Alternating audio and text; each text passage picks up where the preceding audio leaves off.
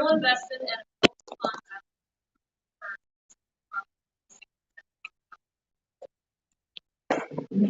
Do I have a motion to file the treasurer's report? Second. Very much. Bring it up for the comment. The roll call vote. You all be considered voting in the affirmative.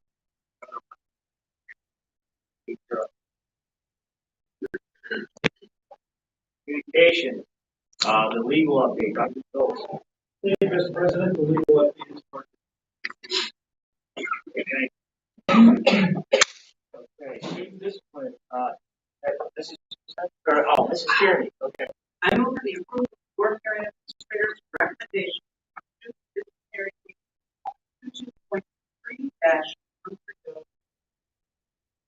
22.3-130. Moved and seconded. Any questions? Any further comment? This will be the roll call vote. All be considered voting in the affirmative. Class 8-0. Okay. Board reports. Are there any board reports this evening? Mrs. Kearney. I would just like to report on the Washington Heights December 21st. And great visit. Morning like going home. And for all sorts of activities. Having told the student council there, having cookies for staff mission. Joining lessons about strong. They also did something really cool. They did good fall home. Rather than calling home saying,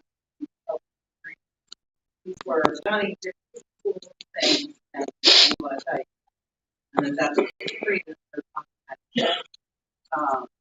Being gone reinvigorated program and that's great. We started the girls on the run program again. They were doing one school, they're taking the paper, vibrant, that faculty were really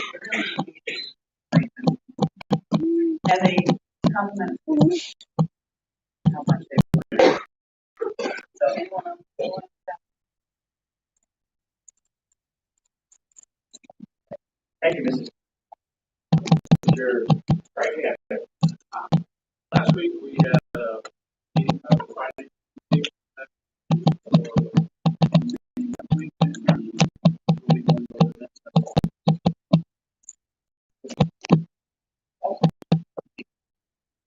Goldberg.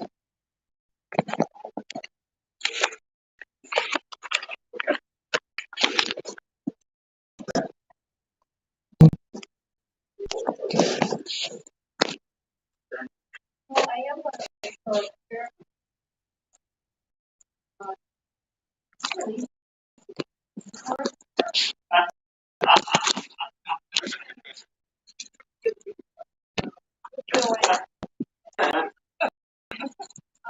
I did attend a Zoom meeting last night. George asked for budget cuts. See this. Which available for next year. Remove those.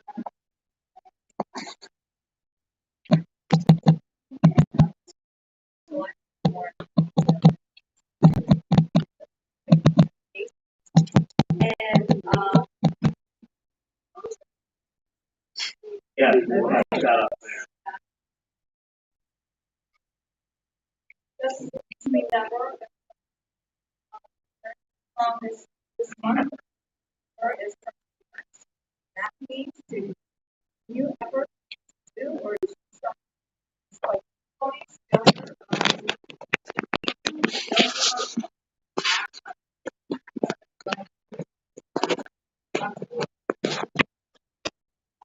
All right, thank you, Mrs. First candidate.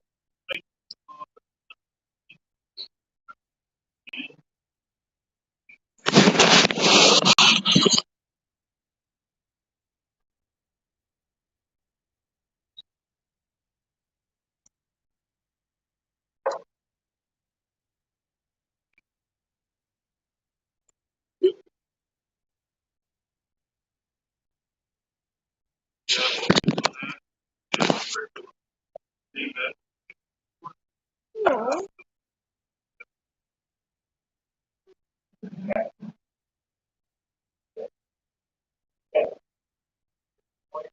got a lot to tell us about tonight. So I can't tell you how much I love years. And I even, after my visit, and then I'll have the opportunity to visit, I took some familiar places in that building because it holds, I hold such love for that building. The staff at there who were wonderful as always. They had a lot of questions in regards to the building when it was coming online, what that was like for the staff. Fairview is a family, it's a community, which you know that the minute you walk in the door. I was very interested to hear that the student in the building who was blind, and the principal purchased bookmarks, and they talked about being blind and sensation, using the bookmark, which I think was really probably very interesting. Kids who have no idea what that experience is like to be blind, to never see. I want to give a shout out to Mr. Glantz. I don't know if he was instrumental in this or not, but there was a student who needed to practice using the steps at Fairview, and because of the construction and fence that was along the back part of the building, down the steps had to be removed. So they went up their steps to the steps as part of the people. And after that, student was discussing the steps to make people like that. They talked about the kindergarten acceleration program. That is that in order to build a strong foundation for years. So that kindergarten acceleration program is 15, 12 compared to our math. So those are 12 students who need that extra boost and opportunity to provide that. About the reading specialist. That is a I think they're excited. The kids are enjoying the blasting.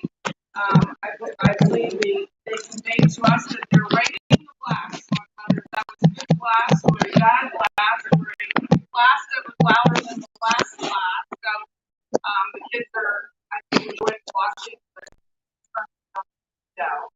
They also recognize two teachers who improved their mark of capacity. They've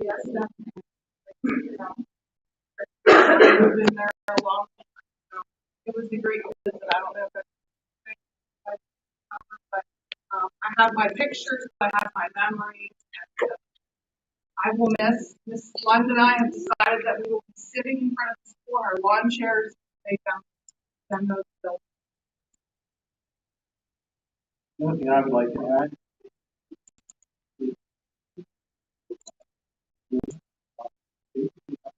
Yeah.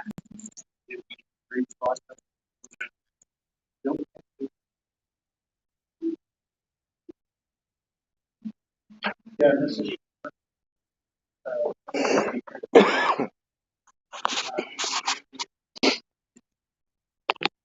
this is recognition who we are.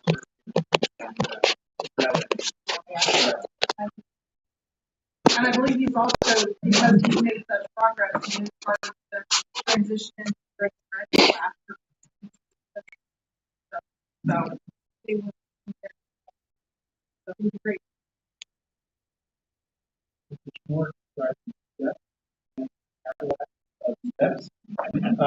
And said that more than just this IEP goals are walking up and down the steps.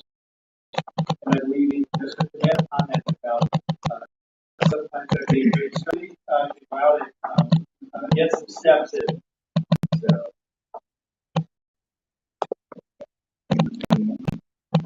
Okay. The only thing I'm going to say is I'm going to give a plug for the clothing drive at Speaker. I know that's going on this week. So get it out there to the public. Go into Speaker Club in the evening. And, they've got a lot of clothing up there. I was there this weekend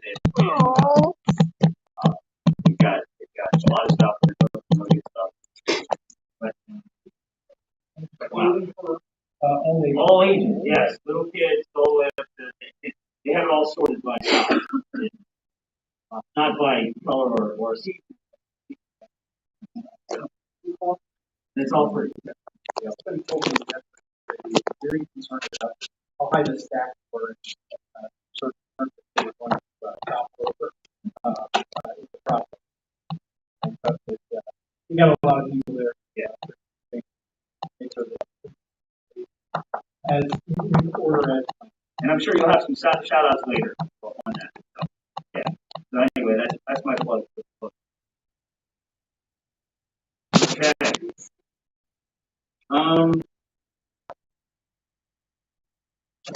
Next is the recognition award. We've already done the fine project. So next is our two speakers. We have two speakers. Our first speaker is the high school. Welcome. Thank you for coming out.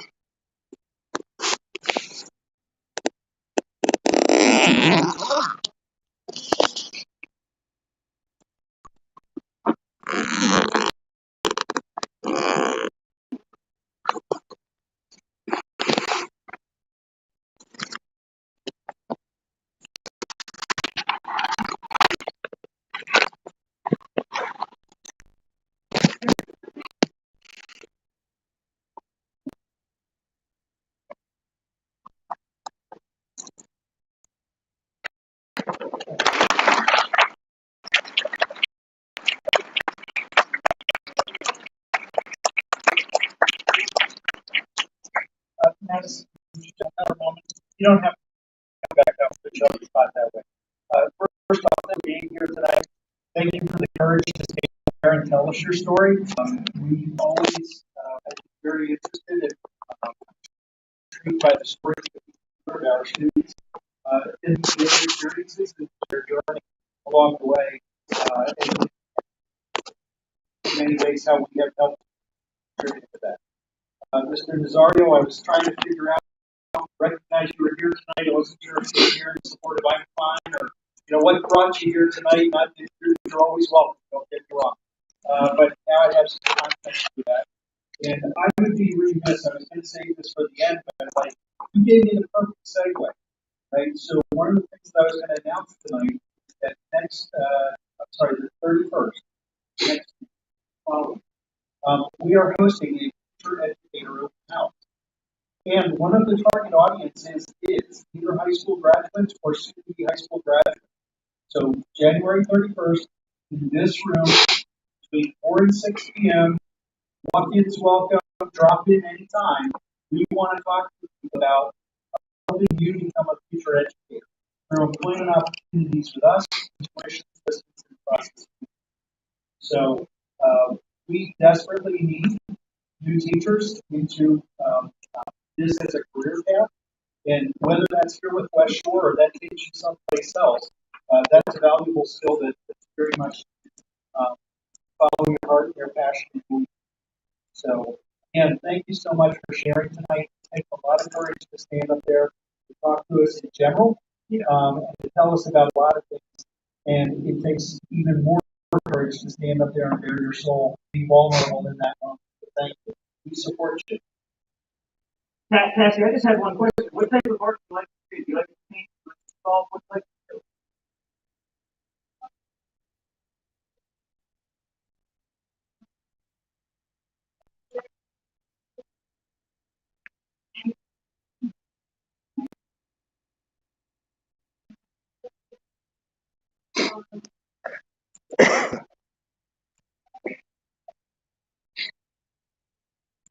Look forward to seeing your art in the future. Look forward to seeing your graduation. Thank you. Tomorrow, I just wanted to say, every teacher, nothing for a what you did for that young lady, you made a difference in her life, that little gesture of kindness. She will never forget it. That's the impact that our teachers have teaching every day on students. So thank you. Thank you very much for that simple gesture.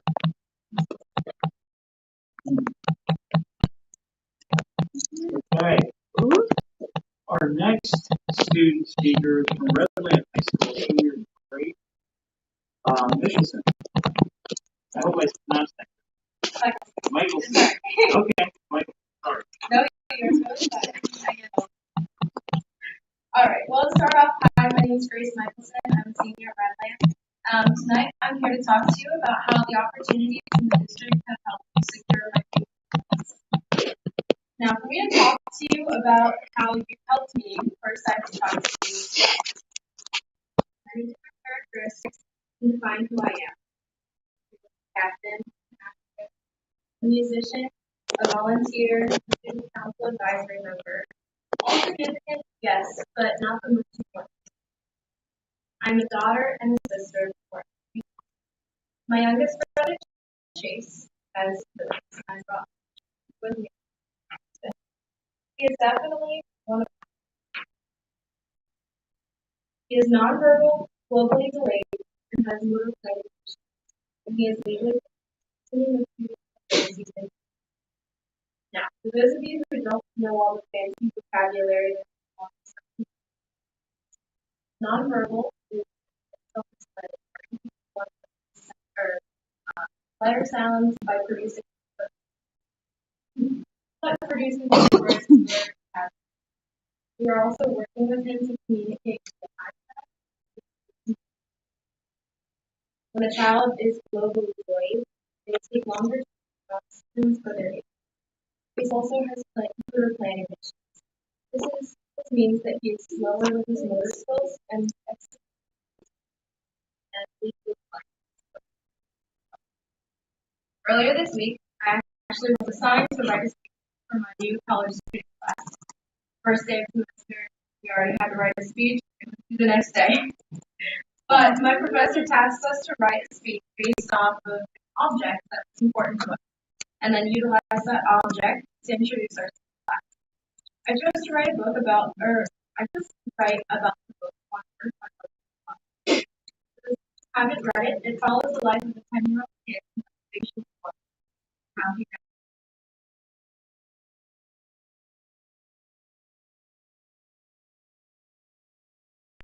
talks about what it's like being such a child who doesn't look or act like it. She feels great pride for her brother, but also his resentment for the times. And I feel the same way. Reading this book at such a young age taught me that these emotions are real. Sometimes I wish my brother could just clearly articulate what he's trying to say, and others I feel he's blessed with different outcomes. Having this home dynamic, I had plenty of time to reflect on how my life. I learned that I wanted to help kids. I wanted to teach children how to communicate their thoughts and feelings, even if they weren't. This opened a whole new world to me, especially. I could use my own experience to help them. When choosing my classes for my senior year, I learned about pathway insurance. I found that I could use classroom and become a student teacher. I decided what better place to teach than my twin brothers. Like I said, he was definitely one of them. Every morning, I go to Miss Stephanie Cross's Lifestyles classroom at Crossroads Middle School, where I have Miss Grace. I assist in teaching students about fine motor skills, alphabet sounds, and sight words. I have 7 students. Having this experience has been one of the best. One of my students there is deaf. Ever since the first day of school, I've always felt lucky to interact with each other. It's really amazing. This showed me that I wanted to teach children not only how to communicate, but with their hands, if they weren't physically able to use their voices. On my search for my higher education, I researched universities covering special ed programs, but also who had sign language degrees. I was surprised to find that American Sign Language degrees are very hard. ASL interpreting is home to only 2 schools in the entire United States. Bloomsburg University is one of only 2 schools to offer. The program ultimately drove me to consider Bloomsburg my dreams. I applied, visited the campus. Within a week, I got the news that I was accepted into the school certification program that includes both special education and early. A week after my acceptance letter, I received another letter explaining my hard work throughout high school had paid off, and I received the Chancellor's Scholarship, which is the highest award provided by the person. In the fall, I was approached by my career counselor at Redlands that I could apply to become a student paraprofessional in the classroom that I spend every morning. I was so excited about this new opportunity that I started my applications and got sent the trainings right away. Around the beginning of December, I turned in everything I was tasked with preparing, and I have been in contact with people throughout the district to finalize my position at Crossroads. I would love this opportunity to work alongside these lots of wonderful teachers in my classroom. Each one of these chances might not have been on my radar had Chase not been such an impactful person. Like I said, truly one of them. Being a big sister to a brother has taught me compassion, love, and acceptance. I would not trade my brother for it. And while I've been given great opportunities first career. I don't have my whole life. I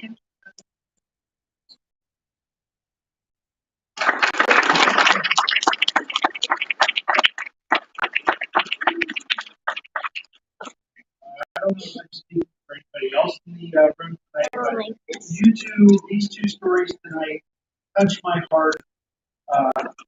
Just give me goosebumps, make me want to tear up. I couldn't be more proud to sit that I do and hear these two stories tonight. First off, I wouldn't have known it right off the bat, but I remember Chase as a student over at Washington High.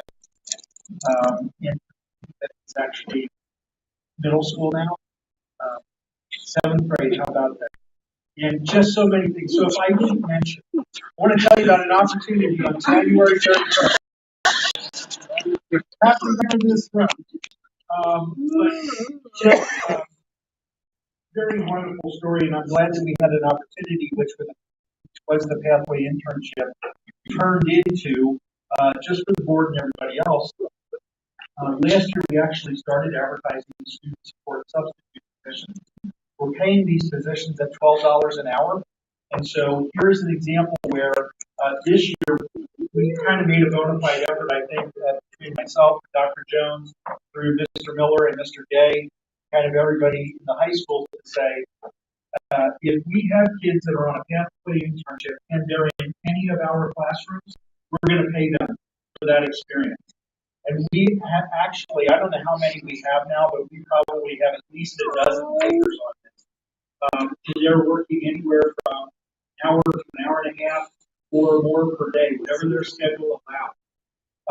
And they're doing anything and everything from helping out in the cafeteria to serving at special ed classroom testing or in a third grade classroom testing. And so that has been phenomenal. I hope that what we've been able to do is match that experience with actually who want to follow through for the rest of your life.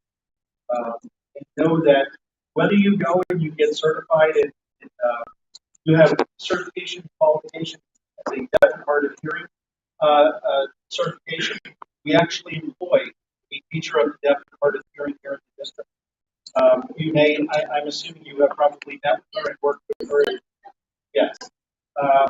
And certainly the need for special education teachers, I tell every time that we're hiring somebody new, I basically say, work wherever you want. You can work wherever you want.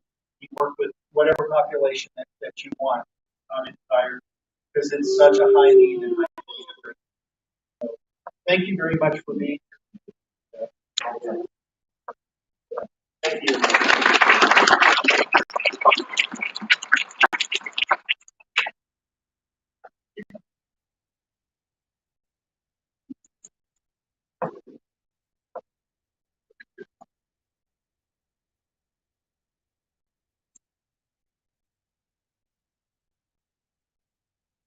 Okay, move into shout out. Are there any shout outs from the board? So, someone for the addition.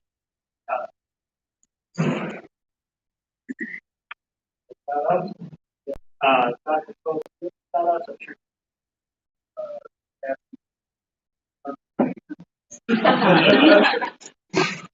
Ms. Michaels.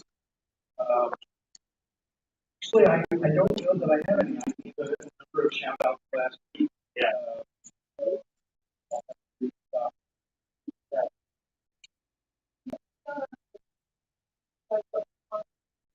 Last week, we just really get to acknowledge and like first one shout out to and that whole vast of 60 some years in culmination with this piece of film. Brandner, Wolfbach, saw yesterday, and I just saw today the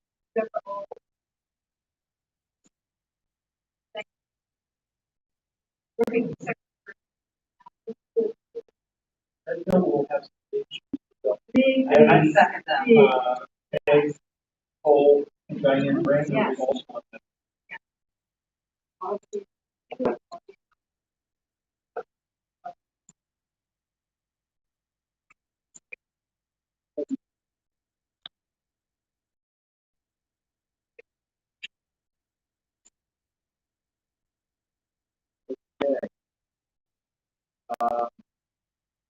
already had public hearing, no food questions, that's already established. So, for this, first item, so, Check register for the period.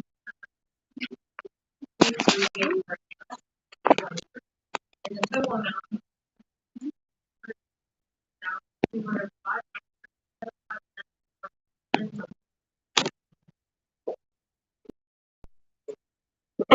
moved and seconded. Any further discussion?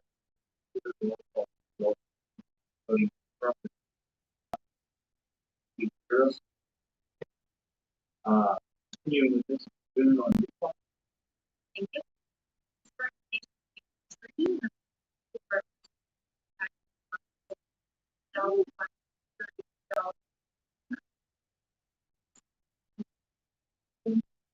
Been moved and seconded. Any further discussion? Roll call. Voting preference. Otherwise. Keith Harris. Personnel. Mr. Chris Candy. Thank you, Mr. President. I move we approve the following personnel agenda items. Item 7C1, resignation. Item 7C1A, resignation profession. Item 7C1B, retirement. Item 7C, budget. Item 7C8, budget. Support.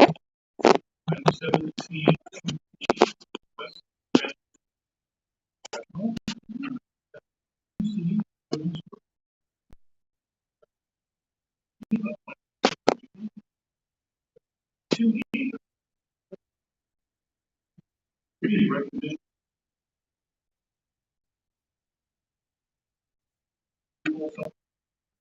Item 7C4, approval. President.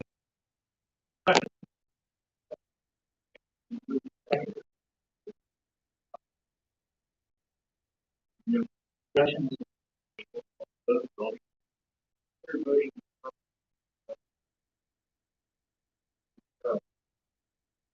We hired a number of new staff with professional support. We recognize support.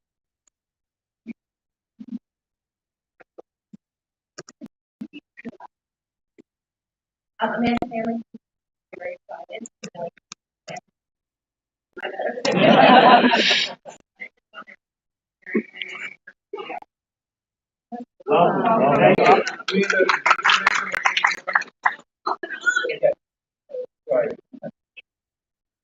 I'd like to take this opportunity to welcome all.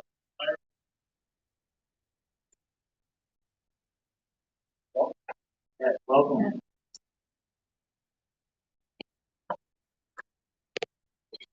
Okay. Next item is the budgetary transfer.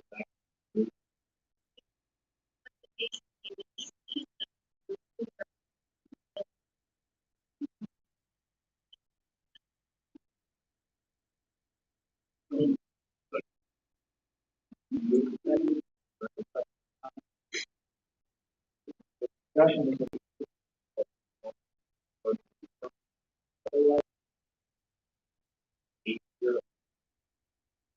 Mrs. Boone, the exoneration of real estate tax.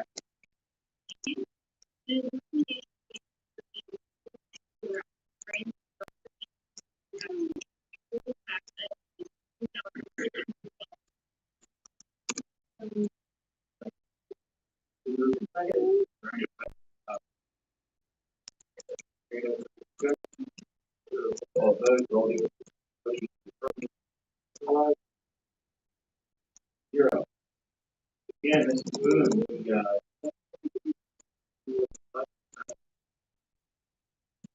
Getting this presentation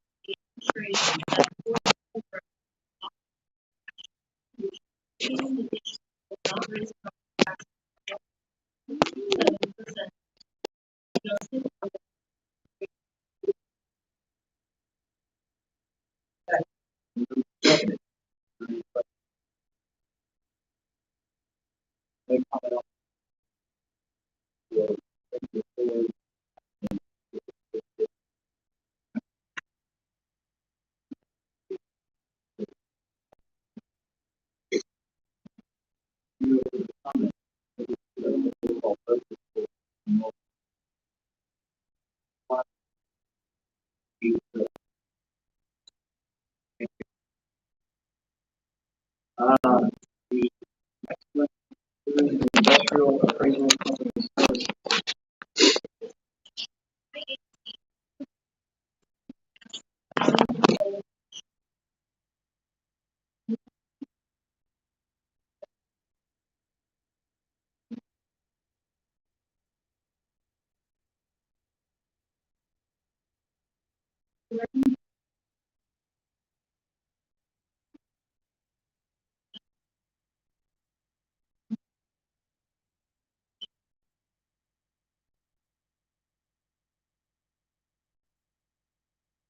Moved and seconded.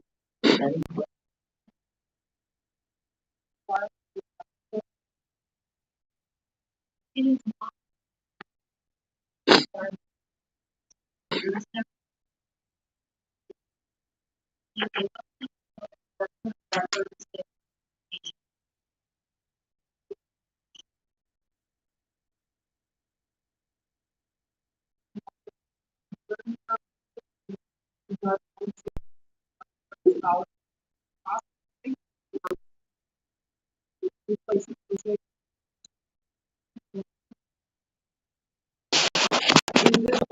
It's make sure that our policy would cover what people provide for insurance that they have a record of the one.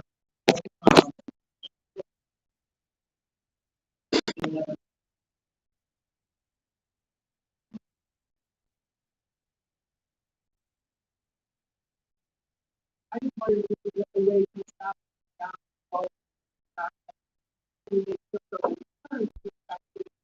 We have enough.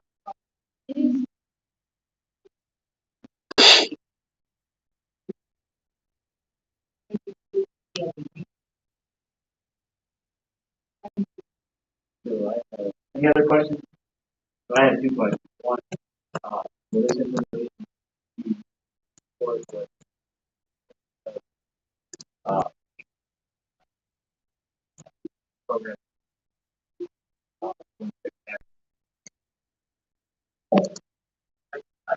I don't believe that they're going to be.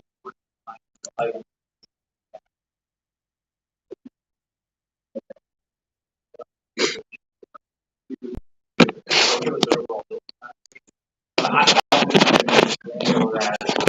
Water source.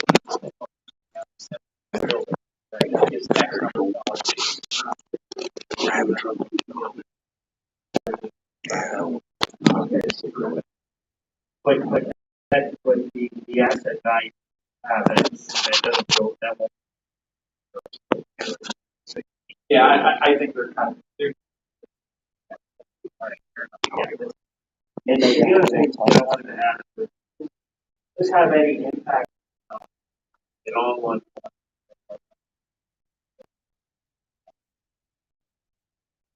body?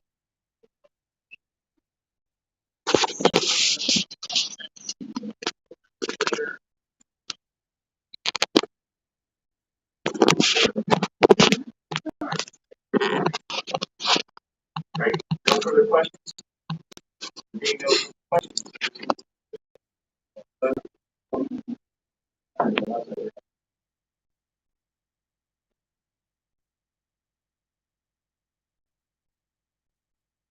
Okay, the next couple of items for trips, it will go to, July. The first one is the high school, baseball.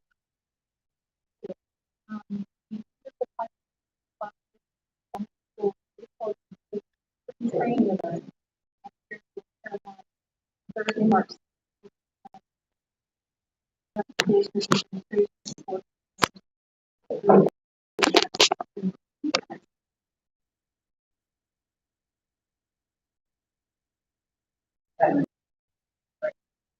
Are there any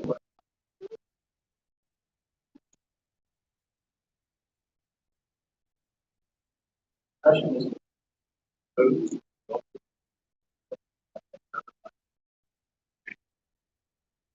You're up.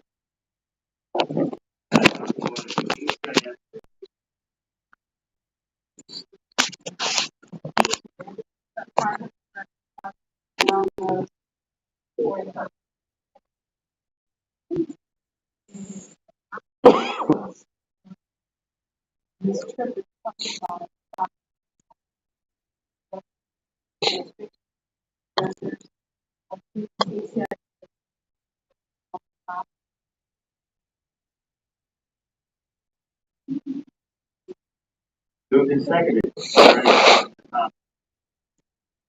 Hearing no further discussion.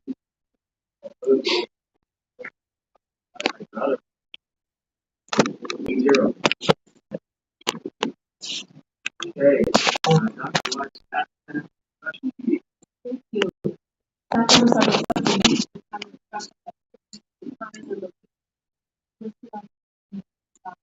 Recommendation of the Board of School Directors.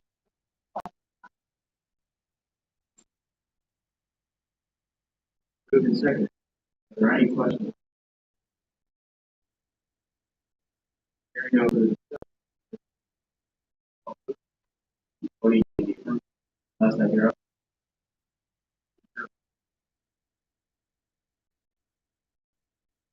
Okay, the next one. Contract for our current contract first adopted in April 2018. That contract allows us to 1 year extension. Contract. Director, who's the extension?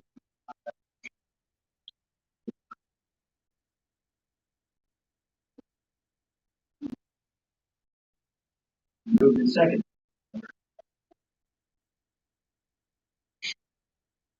No further discussion. Vote. In the affirmative.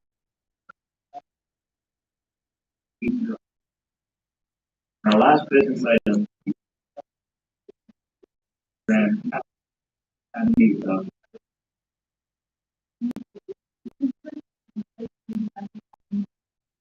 And this should be between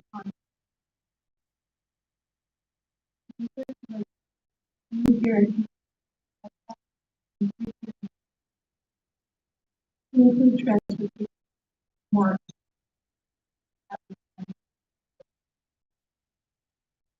Recommendation of the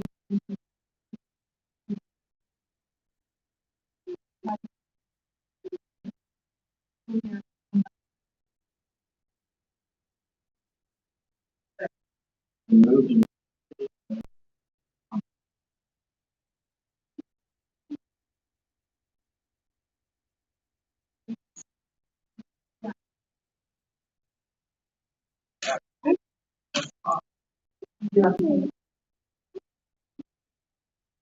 unfortunately you have to.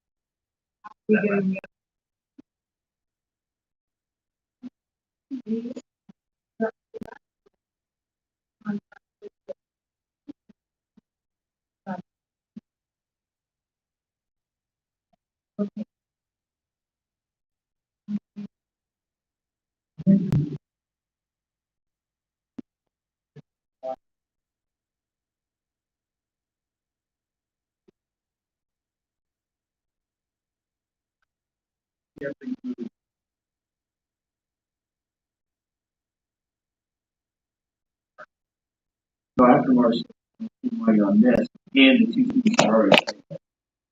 Am I understanding that correctly? Transportation.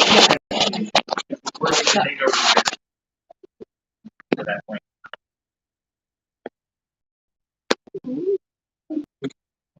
Reaction to that. I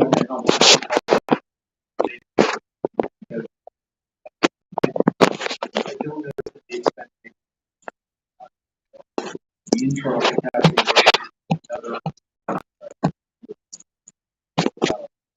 Any savings? Where the 40,720.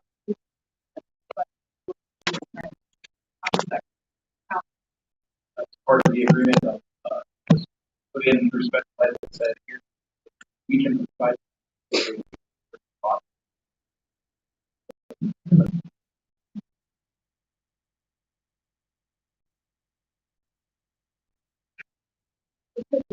Right. So, transportation.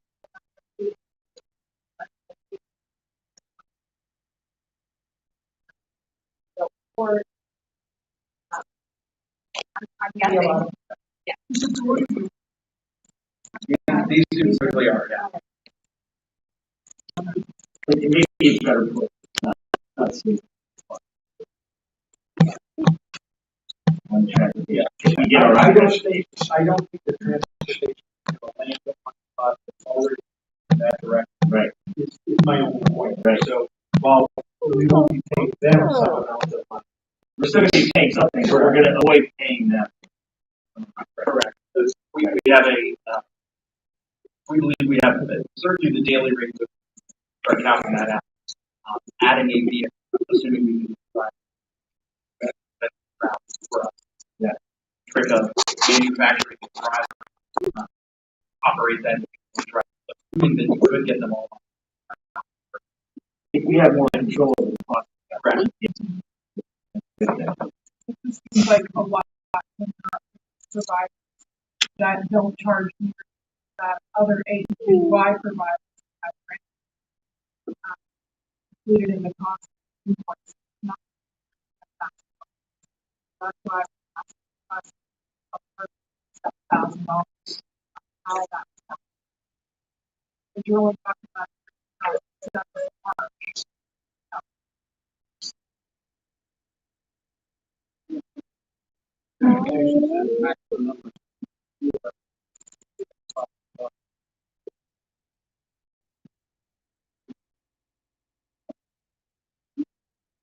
Once we take over transportation, then that issue won't go away.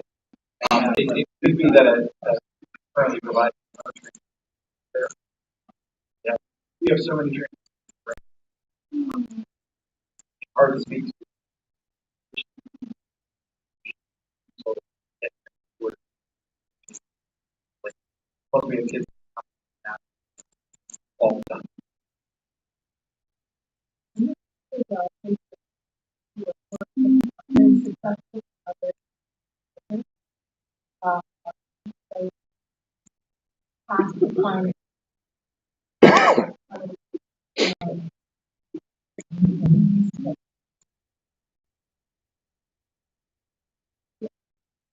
Any further questions? Okay.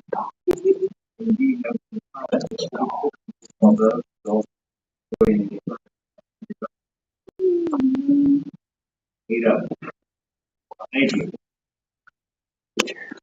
Okay, on the information items, first information item would be committee reports.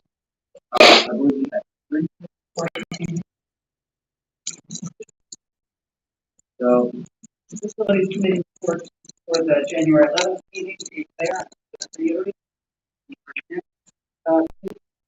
Wednesday, February.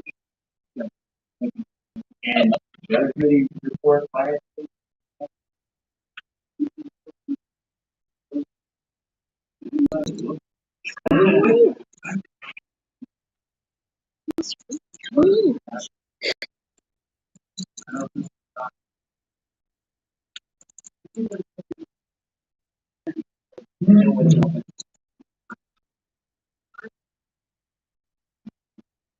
Maybe kind of do a line projection or the gap.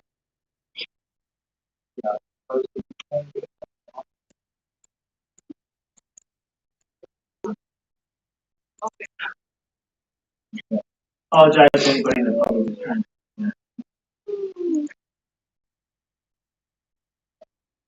This is the one that that should be.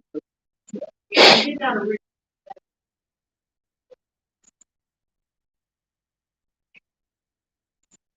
Play around with all up.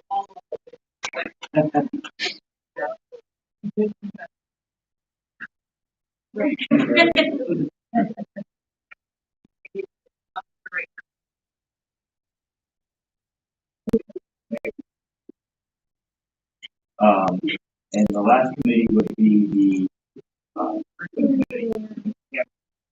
Yes, and then on the.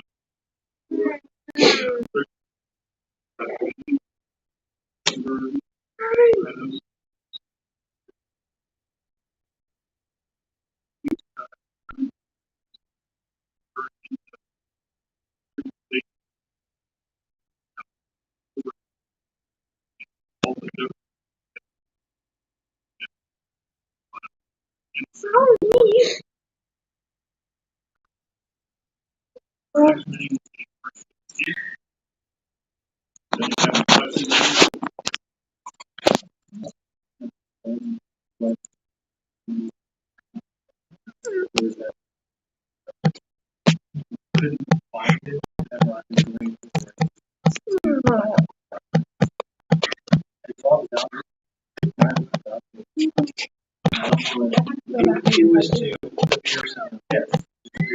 Oh, okay.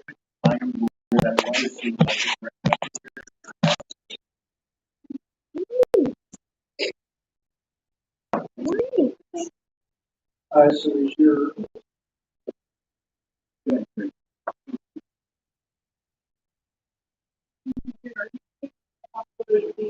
other documents that.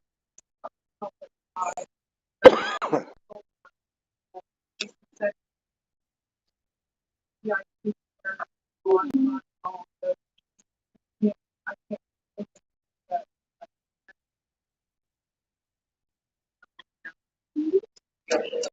Just so that everything is there. Like,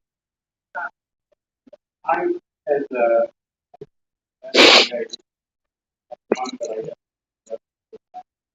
try to figure out.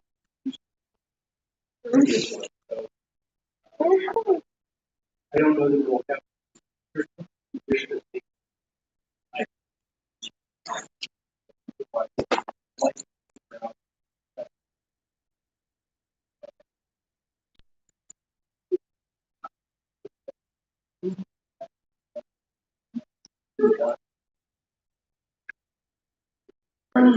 I put back in on Brown. I was trying to get it to work, and that's I had it saved as a Word document. It'd be non-editable. I was up that way then, but I couldn't open that at all. So I thought I fixed it, but informational item, it's not driving any distance, on anything, but if we could just put those up and might want to get it tomorrow or whatever, that was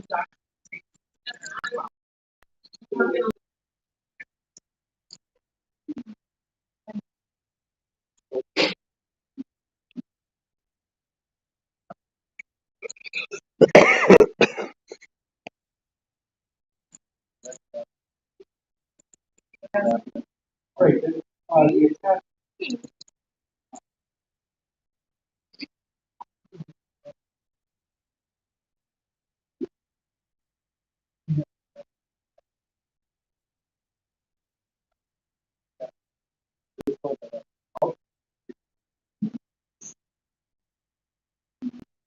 Gotcha. Everybody figured out how to do that. I now understand. So, can I make a suggestion? And I'm speaking out loud here. Adobe PDF, you have the ability to attach pages to a PDF document from another, to merge PDF documents. Could we merge those attachments and PDF documents to the back of the report, the minutes from the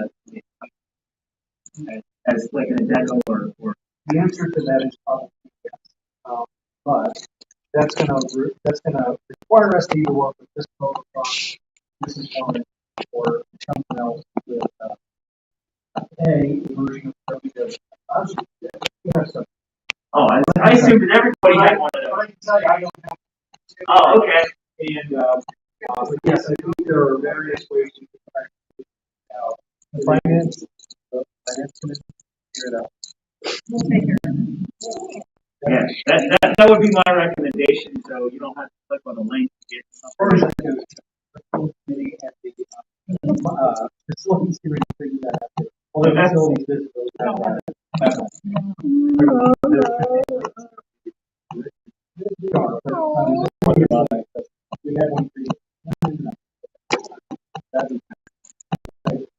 all over there. I left the administration. Very fresh, they're all there.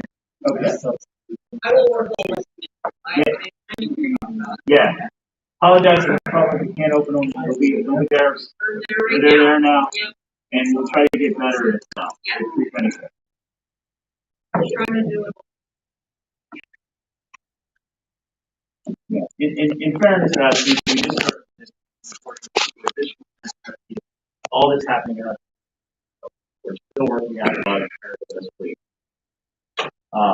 Okay. That's all the committee report. Excellent. The next informational item, Dr. Y, the English grade 9 through 12, special resource adoption. Okay, thank you. Before we do this, yeah. Felt like,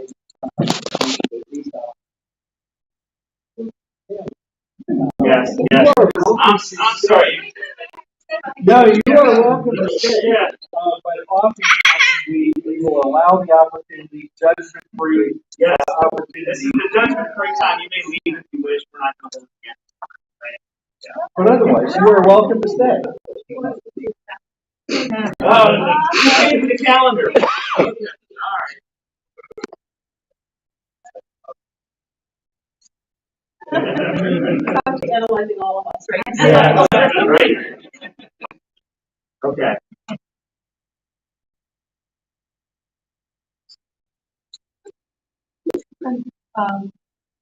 So the English department is in the research and adoption phase of the really seeking best resources for our students in different classes. Tonight, they're going to be recommending for grades 9 through 11 an ELA textbook adoption. So it's an adopted textbook. And they are recommending the Houghton Mifflin Harcourt series called English Literature. So this gives a little bit of information about the highlights of the program.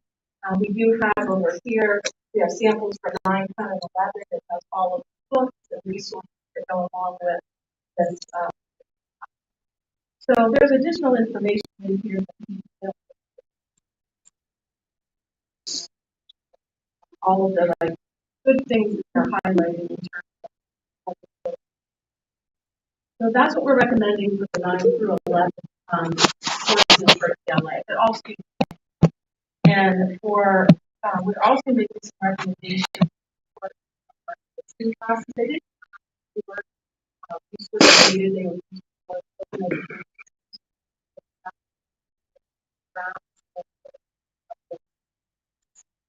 so we are recommending. So they're recommending the following resources: perfection learning. To support the reading class, reading and writing, your art. So I have copies of all of those books. And the department is also recommending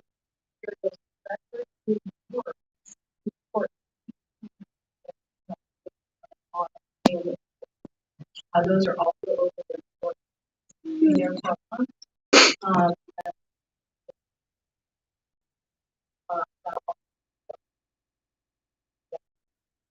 So this talks a little bit about the process or the selection process.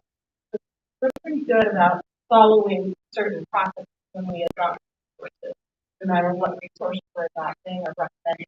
So this shows you who the committee members were. The committee members from the president and Peter Cliff in the department.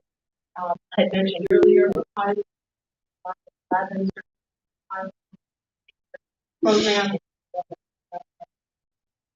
It's been really nice to be able to see how it is working and the team for our next step. We didn't do 10 grade this time. And so we felt like it would be better to do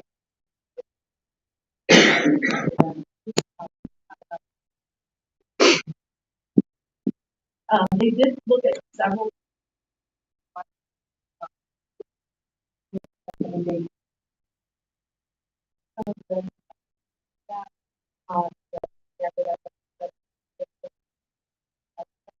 the others using the guide school as it is, it actually has a social. This is based on research, it's not like that we developed ourselves, or that we have to. So that is available as well. And then the training is always important. The ACEM program is a large option that we're looking at. They have a series, several different ways of training people. So two examples of that. It takes even a couple of years to get. And so people with this large option will actually be learning about it over the next 2 years. And they're doing some work on their own during what we call professional learning plans. And so that's going to be a time when they spend time. There are training sessions for the smaller groups, and it's not the big, wide, kind of all-inclusive training that the large stuff has. So the cost right now, the total cost for the $317,138.45. So we have, you get a 10% discount.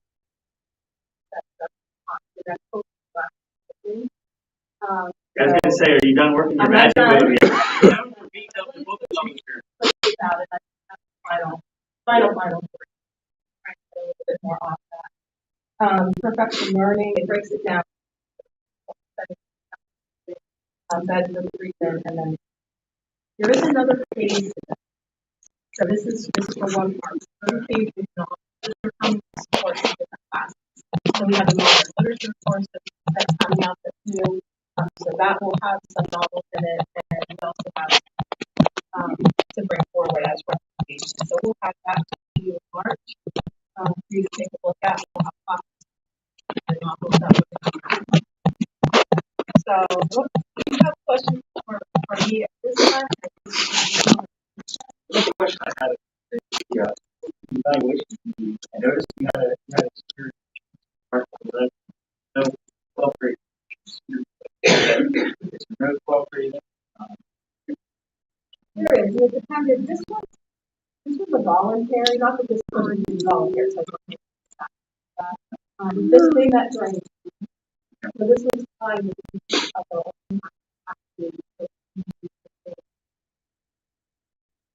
that would be the So it just happened that this one, red light.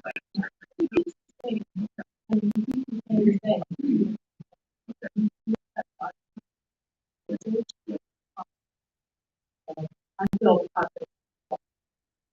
Well, representative between both. Correct.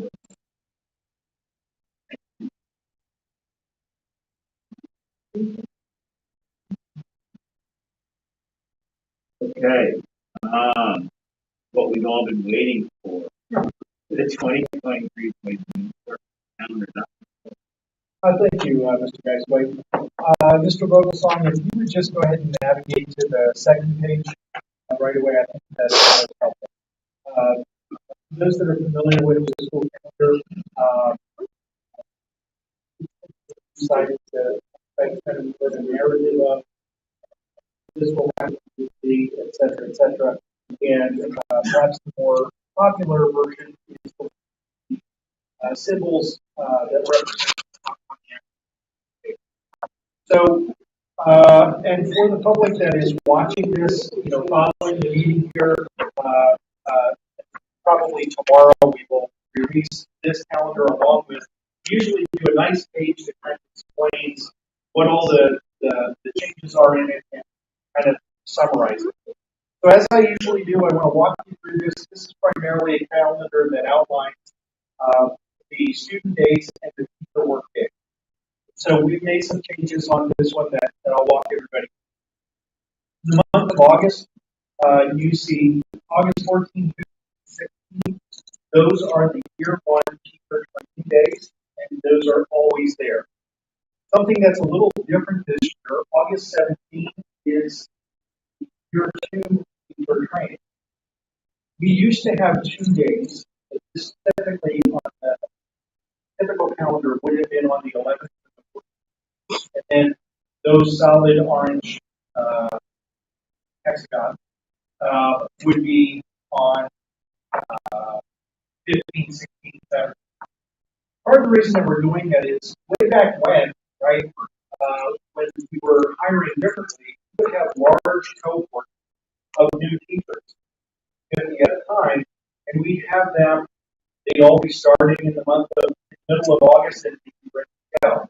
But over the last, more than 5 years, probably at least, now we have people that get hired in the middle of the year, and then in the following summer, they do their year one and their year two training, all in the same year. And quite frankly, it gets to be a bit much for them.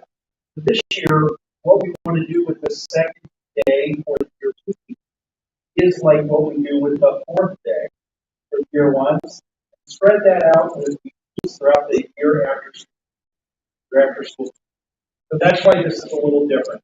This calendar would now allow the person who started in January with us to do their year one and their year two and not be here for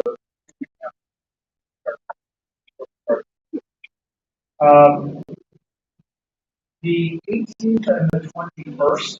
What's different about those this year is we put the small dots there to indicate when teachers take summer academies over the summer. So let's say that they attend a reading training on June 7th, July 7th.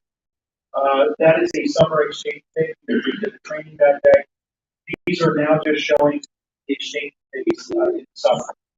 And in the event that a new hire misses those, they have the opportunity to work before they start the school year. Probably the staff that are listening in on this, August 25th will remain the classroom exchange day. Teachers half hours class. That is a day that they. Otherwise, first student day would be Monday, August 28th. And this year, when we start looking at the month of, we have scheduled Friday, September 1st. We receive feedback, well, probably every year we receive feedback about two things. One, the Friday before Labor Day, and two, people like to have less than a 5-day to start because of stamina for both students and staff. And while I am not often a proponent of that, I was willing to look at that, and I'll kind of talk through that with the rest of the September 15th is a remote learning day, as we have been doing, and that is the way we've been doing that for the last couple of years. In the month of October, something new this year, we also hear from teachers in particular that the run from Labor Day to Thanksgiving is a long run, and they like a break. So with this year's calendar, we were able to add Friday, October 6th, as a day off for everybody. Friday the 5th would be a remote learning day, and Monday, October 9th will be in service day.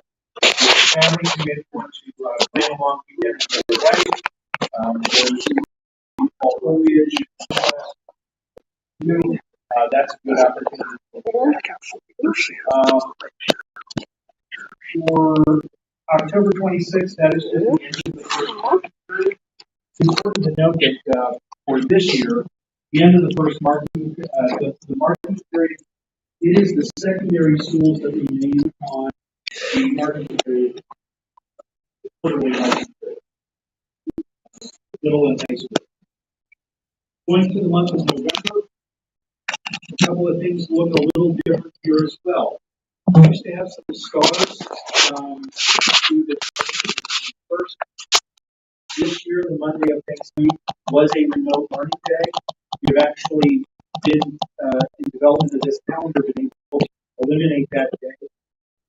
These 2 days are the conference exchange day.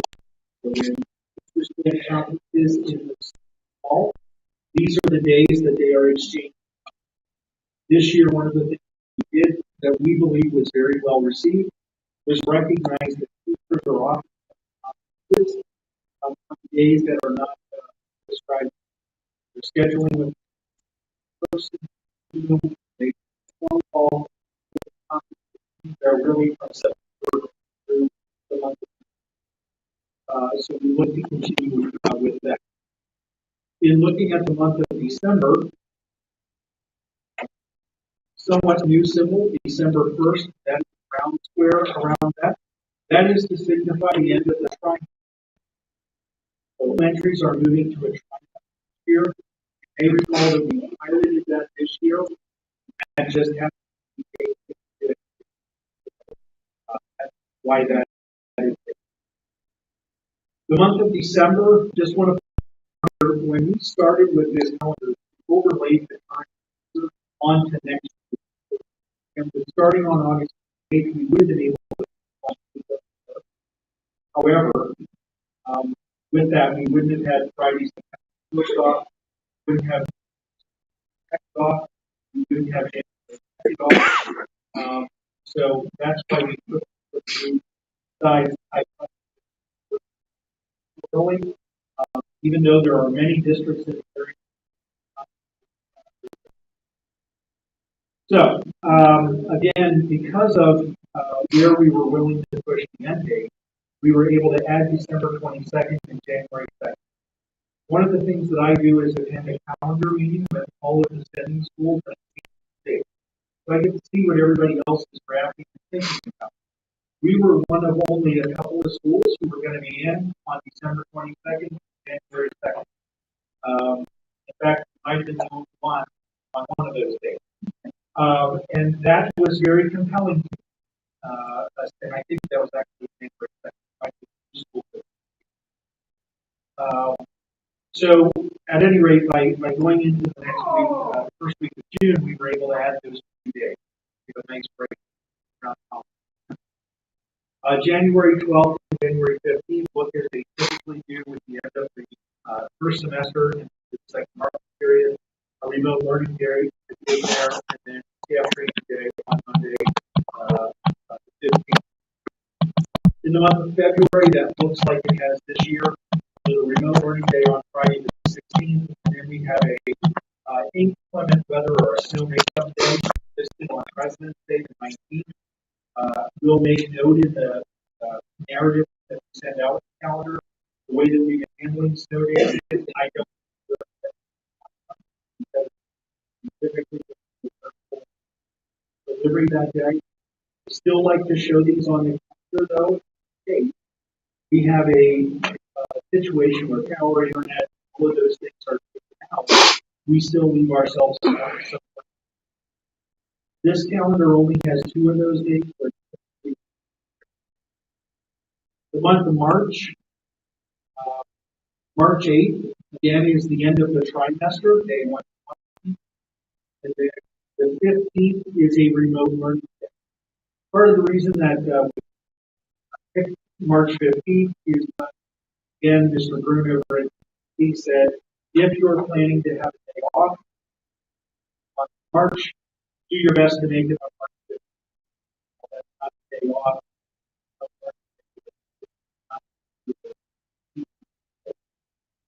In particular, it's less about their schedule. They're not missing a day.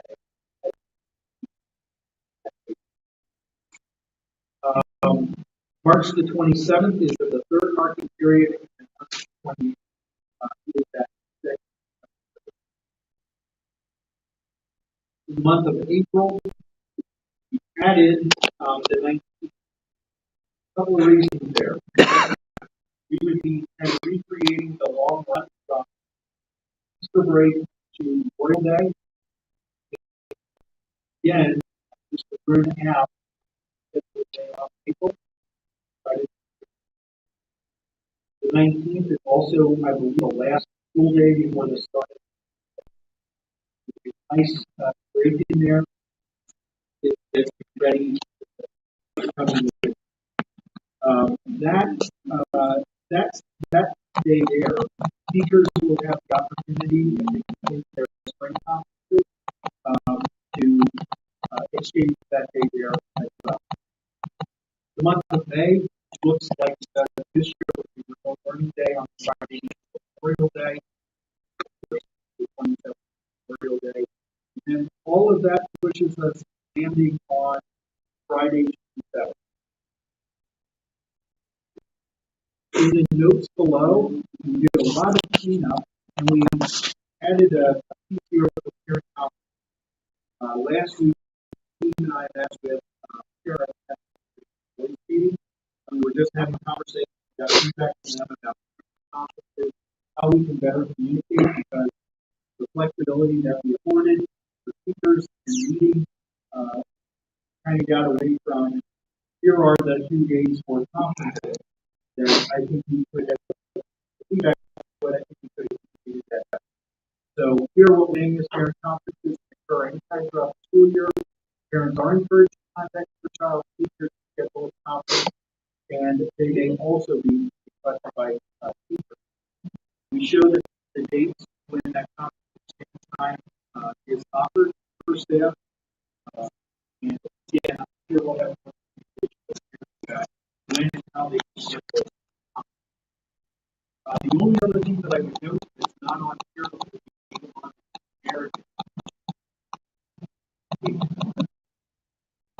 Right now, we are moving to hold graduation at the Farm Show. However, we are waiting at data available.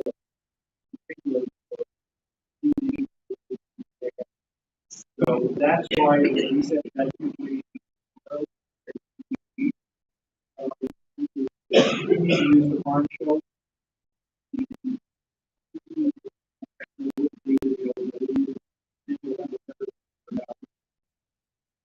How that works. And really, this would be the name.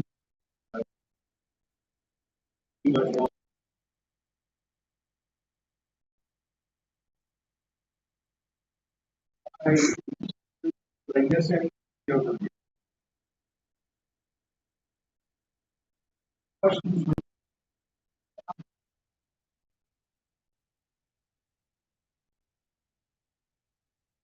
One last.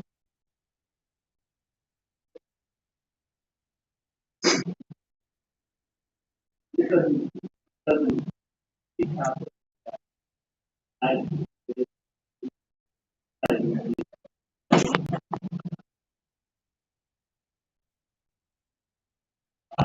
well, you can. This year we do not here, but we will be submitting another application. You can fill different years. We always like to add. So far, we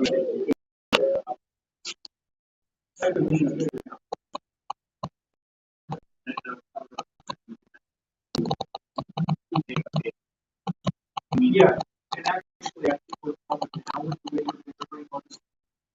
So,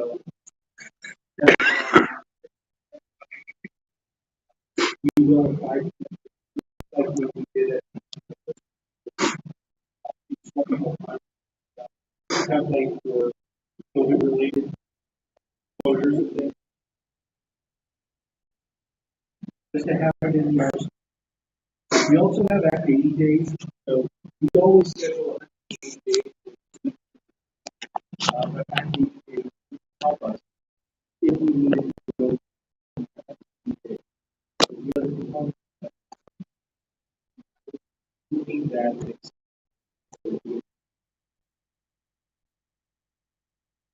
some years different.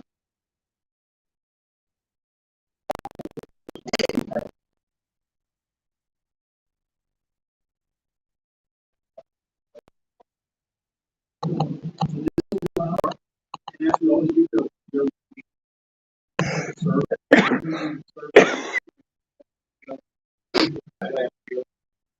is we would ask that we get feedback by the month. rather than trying to figure all one out, we need to really make it easier to work with. And when you're looking at the month of October, you have to that. What's the window for that? I think it's February 6th. Right? The public has until February 6th to make all the comments. Correct. And what we'll do is we'll share, I think it's February 9th. Okay? We'll share that feedback, whether or not they're arranging that, of course, feedback.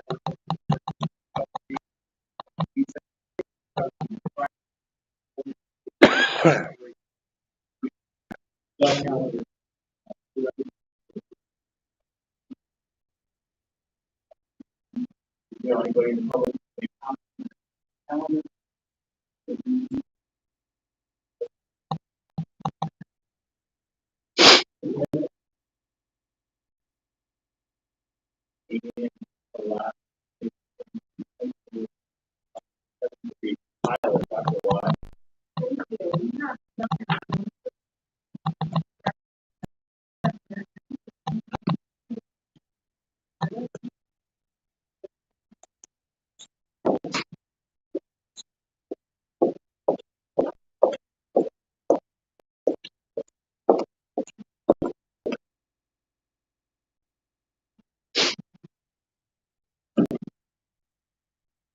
Good evening. I'm very excited to have the opportunity to share information on a pilot for the 7th grade day.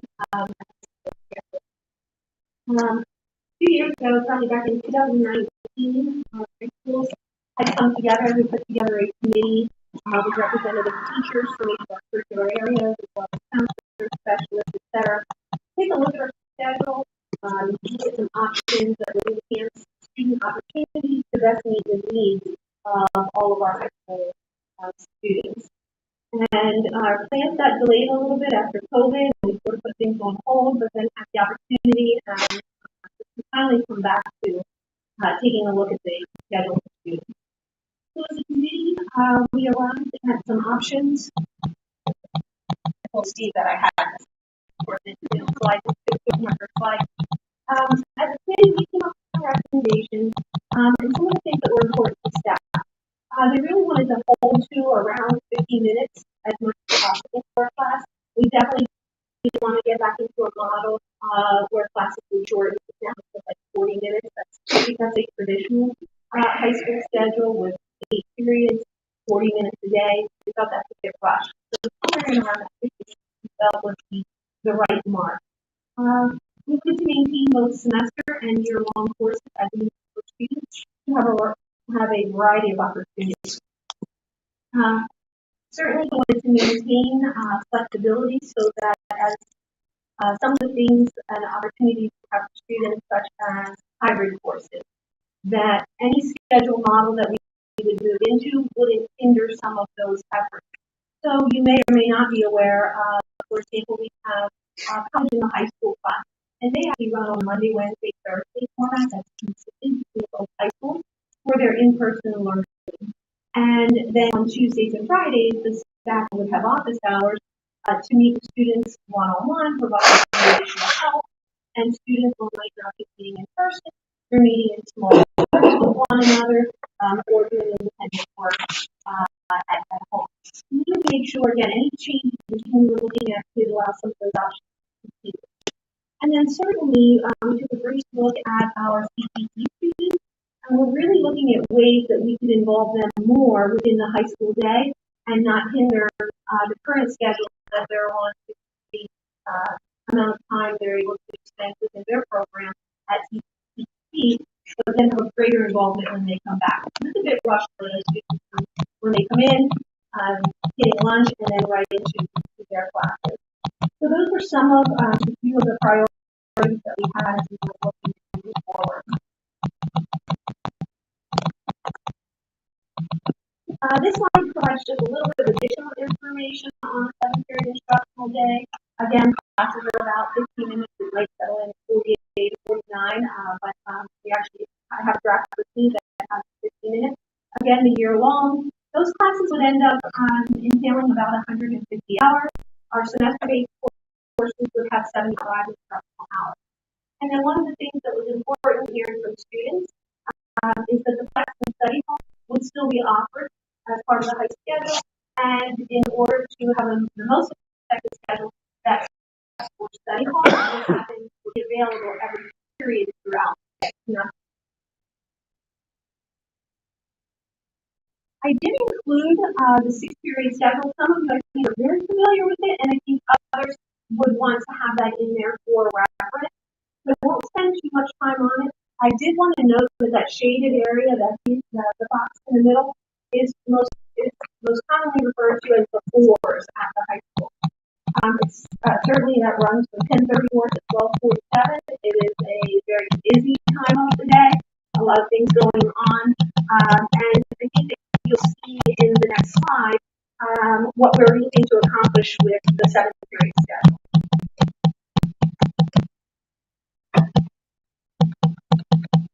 So here is a draft of the 7. It's just a sample. You'll see that classes run for 15 minutes each.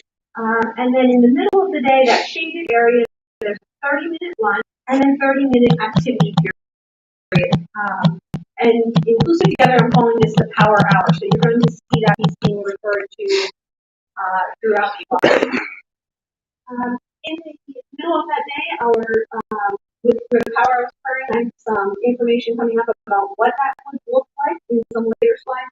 I did want to address, well, I didn't mention it here on our 6-period schedule, the 4s.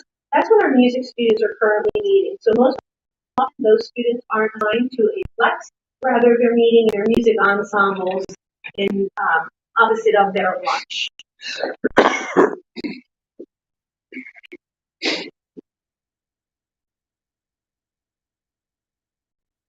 Included here are existing graduation requirements. One of the things that I wanted to note is we're not recommending a change during this pilot year. That is something that we would take a look at in greater detail and then come back with a recommendation after our pilot year in as far as what is required for students here at West Shore.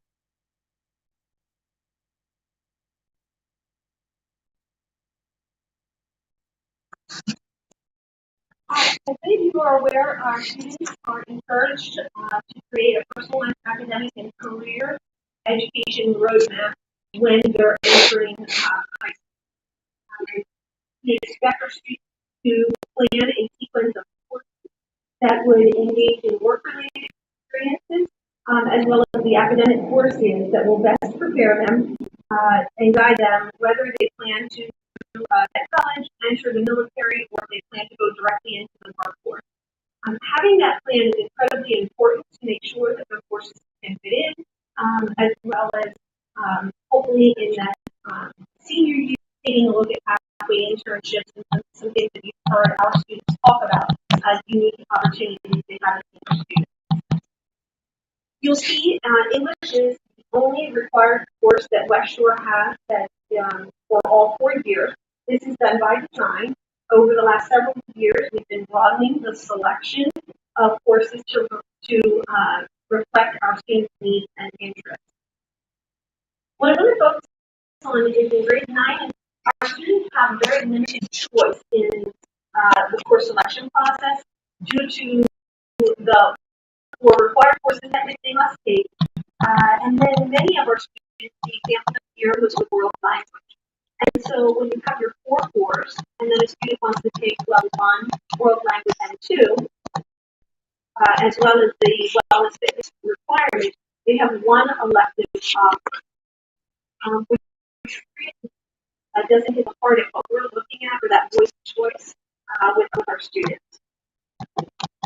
So as many really feel that adding this additional period will again give them a greater opportunity for choice, greater flexibility to the required courses, experience electives that will help match the pathways that our students are working towards as their plan.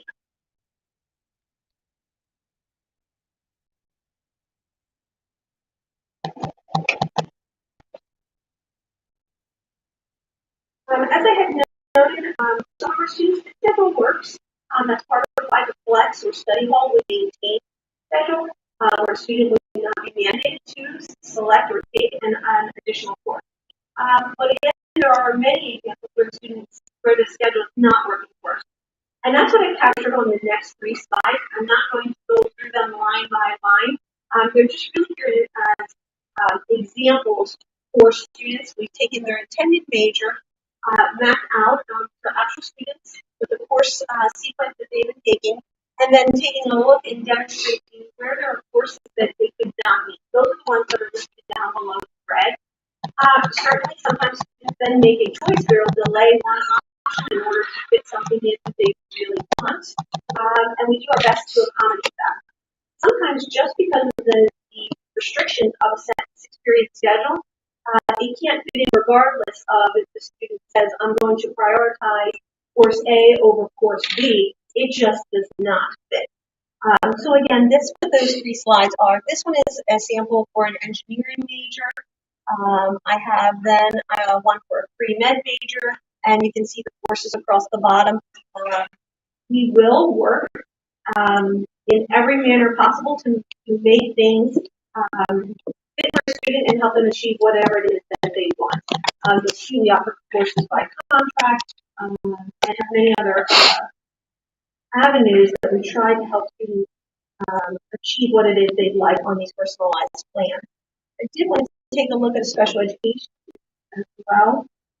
For this particular example, our students are demonstrating need for instruction in reading. And I can tell you that this will be an incredible challenge for us if we maintain 6-period day, trying to fit that in. So it will be very helpful for that particular group of students. Other students that could be better served with the 7-period schedule include our ESL students and then our students who also fall behind.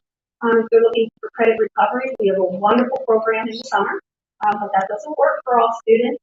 And we feel that we'd be able to best meet their needs by having some of these offerings during the school year to help them be more successful.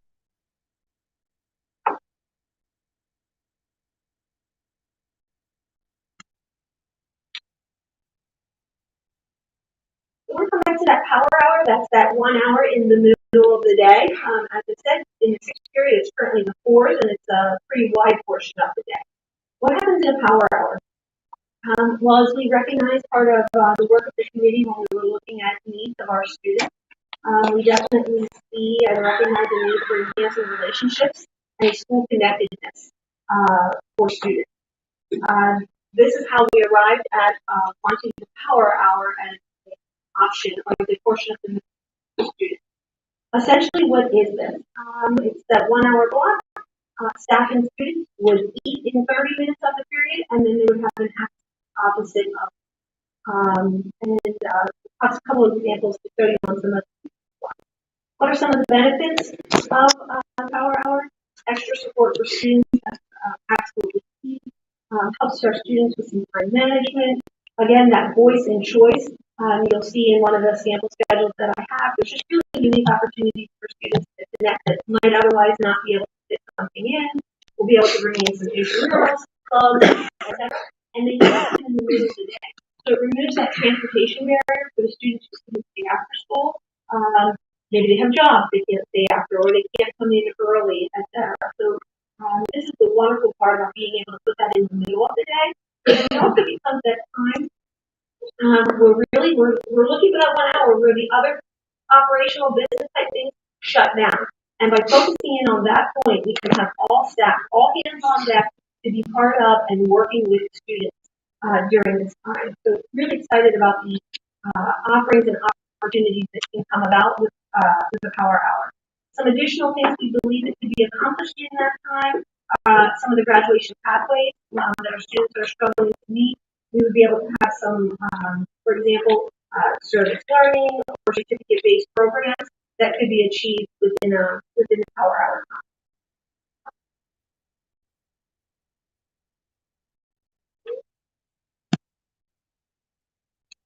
On this slide, I just tried to capture what would that look like for staff, what is the impact for them. Again, they still have their 30 minutes where they will have their lunch, and then they can have 30 minutes where they're offering an activity. And I'm using that word activity in a very broad sense. For some, it's club. For others, it's intramural. For some, it's remediation, it's SAT prep. And you can imagine just about everything and anything happening during that time based on student interest, based on student needs. We would certainly want to put something in our power hour that, for example, any student who has less than a D in particular classes, you're routinely going to meet then and receive some remediation so that we can help increase those grades. I think it's also about staff when I was talking about staying after school or coming in early, et cetera, the same thing. They would no longer be teaching, which often happens currently during the course when a student might have their flex period and be available. Our math teacher, for example, could be teaching math at that time. So this will help free that up. There would be a schedule created. It would help them connect by automating the activities on that A/B time between students.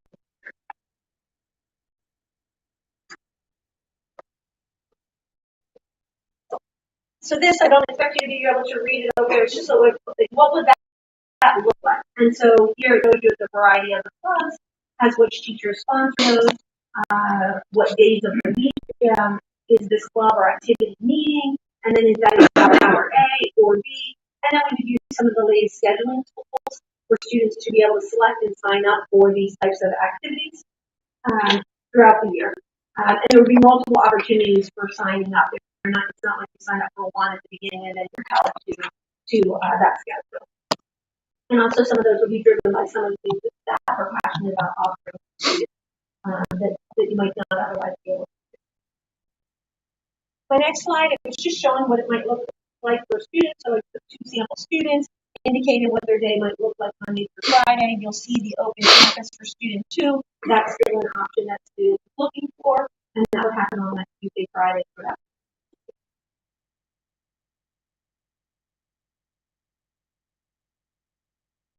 So lunch with the power hour, obviously the logistics of lunch begins a little bit different, and it begins a little bit different at both of our high schools. Our cafeteria size is pretty different between the 2 schools. So this for our staff and students. Again, you eat in either of those sessions, and then you utilize additional areas throughout the building for optional eating spaces. We'll have to do a wonderful job in making sure that our students take pride in helping to clean up and using appropriate trash and recycling as well. I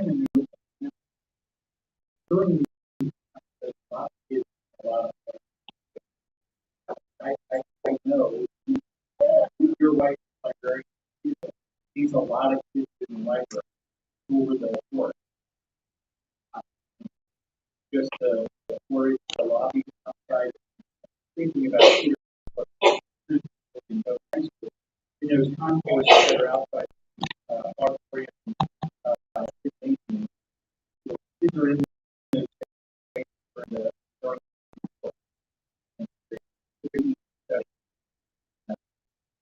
I would like to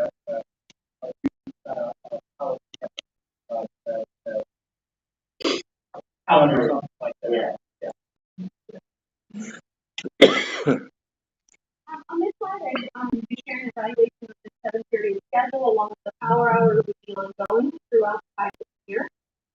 Our data that we would want to take a look at is some student discipline data as well as some observational data and administration. And then the next steps would be approval to move forward. Our committee would then be taking their next steps, such as meeting with some of the other groups. For example, transportation. You notice on that 15-minute schedule, it doesn't end at 2:45 or the current day. So we're talking about a matter of 4 minutes. In some sense, that doesn't seem like a lot, but when I'm talking transportation, they might be saying, hey, we're real tight here in middle school, but that would be a next step that we would take. And maybe, again, that's why I had referred to it as a sample with 15 minutes, because we would just have to take a close look at that and say, does it absolutely work, or we have to come down to, for example, 49 minutes might get us to where then Brett's team would say, yes, we can make that work, etc. Outside of transportation. We would want to meet with cafeteria folks to further refine lunch operations and what that might look like. We have subcommittees that are raring and just ready to go in developing the power hour and what that would look like at the two high schools. But I just wanted them to call where we currently are so that we could garner more support in piloting this next year, and that so that I don't want to waste their efforts moving forward with those types of stuff looking too far ahead. So we plan to have an agenda item on February 9th, and hopefully looking for your support in the pilot. Yes. The couple of things after one of the information items that I we just say January 5th is first election night, high school level. So, one thing that I think is important to share this with you. This presentation publicly is we would be asking kids in the event that they're going to take them today to make sure that they have some courses selected and indicated. Should that actually happen. So we don't miss the opportunity therefore for selection. Going to take part in our electronic versions of that today. Some, I don't know where we'll land on the start point, but if we would link closer to 7:30, those typically circles providing on now that they get a couple of after 8 o'clock up there. So even if we put them arriving a bit earlier, we didn't really talk about whether the meeting was a little bit earlier on the packet, but that would be another year step.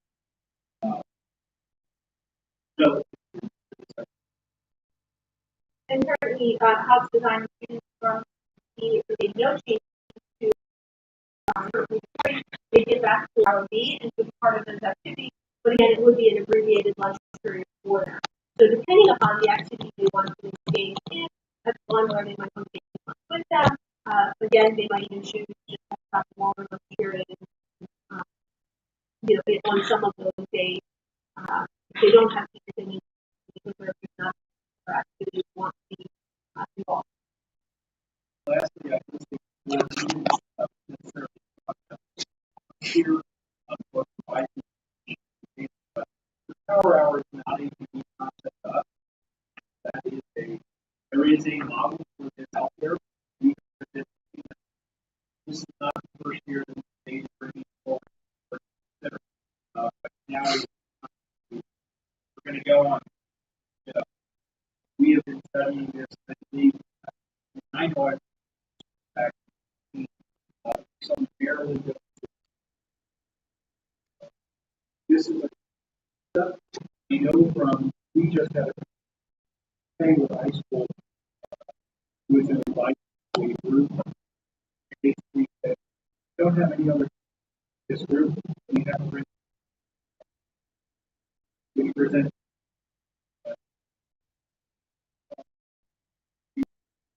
Student schedule for our hours. See that be a way.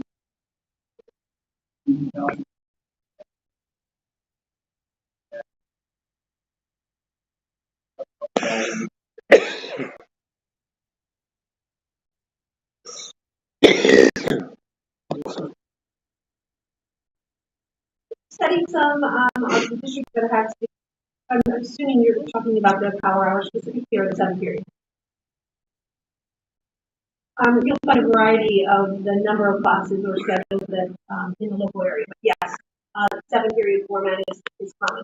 The power hour, we've studied schools that have that are operating with it, and as well as recently been looking at schools where it wasn't as and looked at the pieces about why. Really comes down to logistics and making sure that you have a solid plan for the students.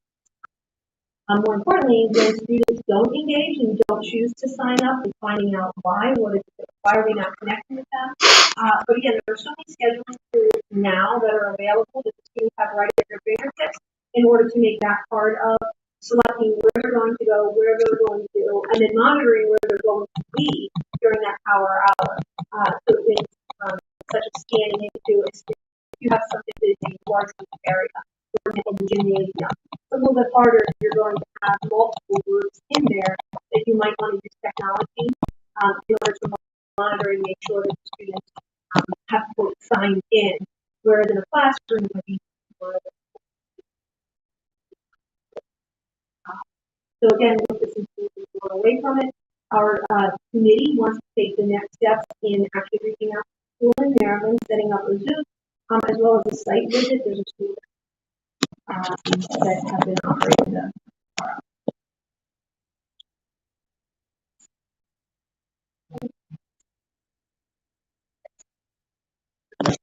oh, the CTC.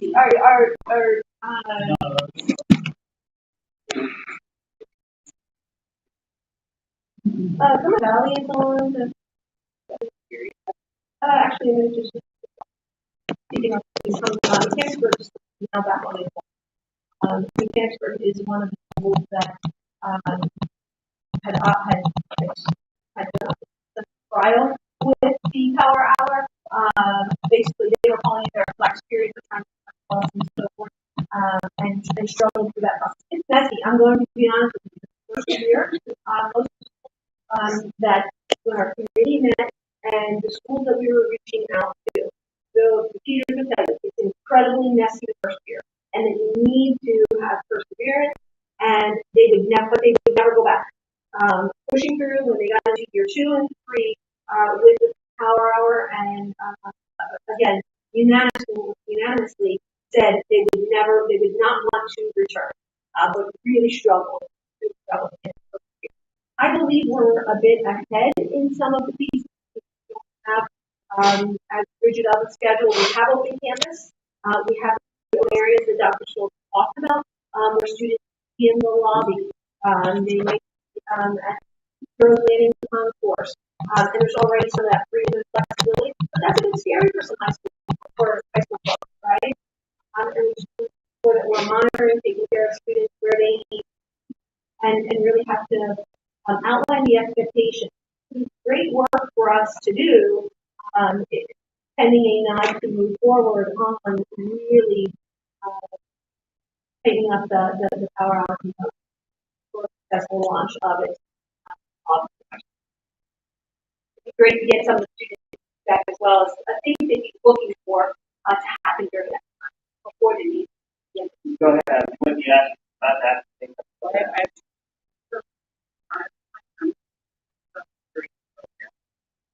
I read in here. Yeah. So it would fall to selected period. I did meet in advance with our guys, and then after the street, we're talking about getting back together again to talk about which ensembles would they like to see married together. Currently, how they span course. It is a little tricky, and it's a little bit different at the two high schools. So looking at where we would place that in the schedule, obviously we want to make sure that it's not matched up against some of our AP classes and things that would prevent a student from being part of our music ensemble. There are scheduling tools, there's a scheduling program that helps to make sure once all of the students' course requests are in, you can then avoid those. The other question I have is the overall time period. So that now, I think we now power hour. But after that's very, and I know that's going to be here. And that's taking time out. Sometimes it's a challenge. But I just want to be sure. Very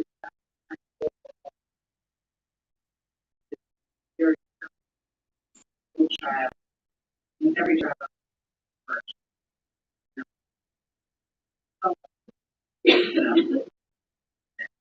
Some of the one particular school that we've not spoken to yet, but they have a lot of their online, sort of sort of an evaluation of. The key recommendation is to reinforce to students. It's pretty hard at first with high school students, but that, for example, let's just say 50%, half of your population is going to be the power hour, the A portion of it.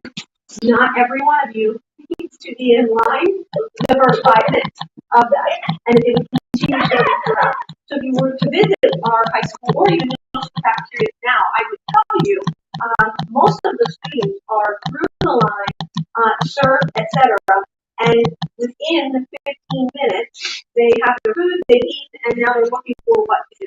So these are some examples where we've already opened up space. I can talk about the Cumberland most recently, where the students are done in 15 minutes now. What do I do the next?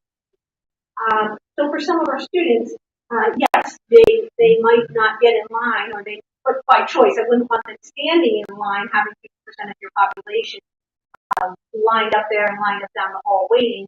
It's what can I do that would be more effective for the first 10 minutes while I'm waiting for that line to go down? It might be socializing with others, it might be getting some other homework done, etc., and then choosing too. But that's the part about service lines would continue throughout the entire hour. If you noticed on the slide, I believe I put 11 o'clock instead of 11:06 or 11:05. I forget what it is that it actually starts.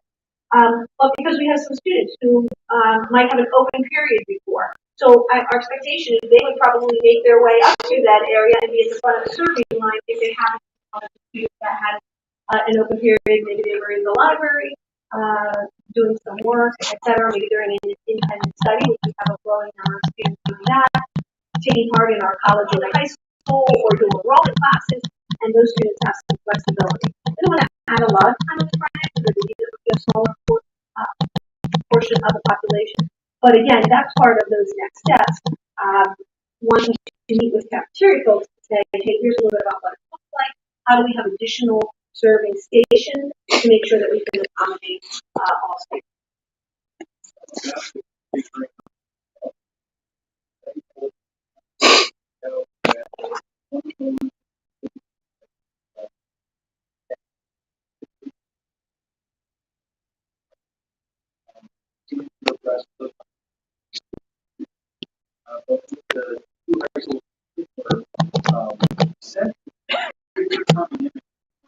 It's a scattered system.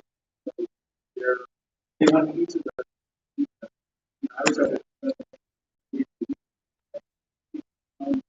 we have a popular rate.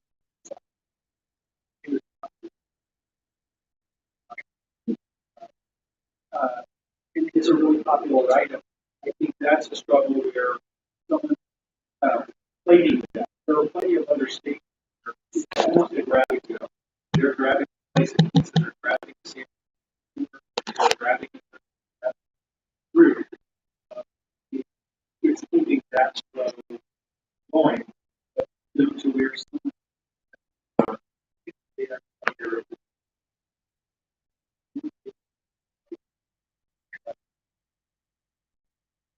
portioned it.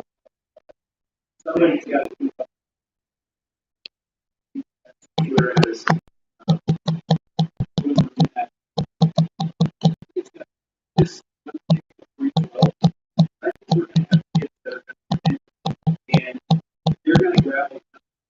And it's even though their pay is much.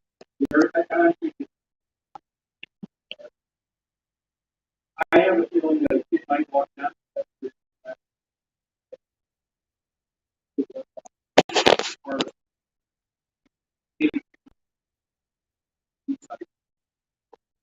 So we're gonna figuring out that flow is just different.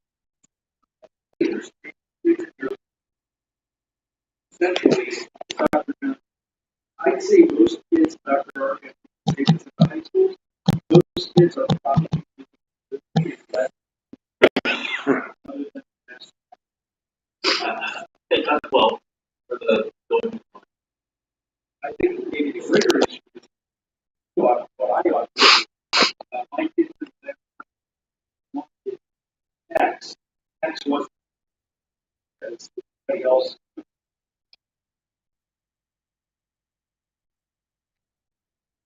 Question?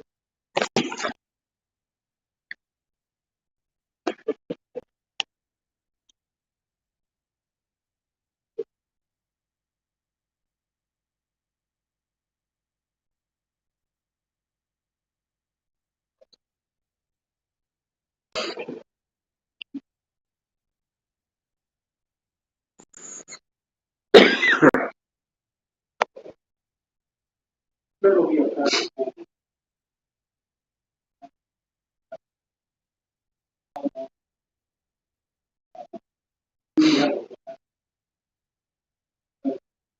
To that point, you're going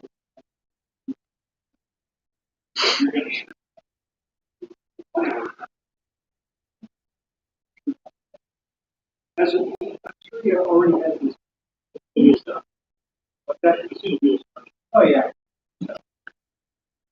Understand. oh absolutely. No question. And consideration is going to create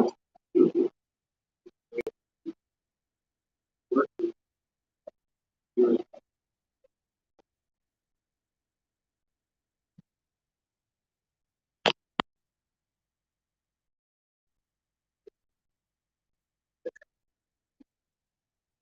That's why additional eating spaces will be identified, which is currently happening right now. I mean, if we're looking at our high school, it's just probably on a smaller scale.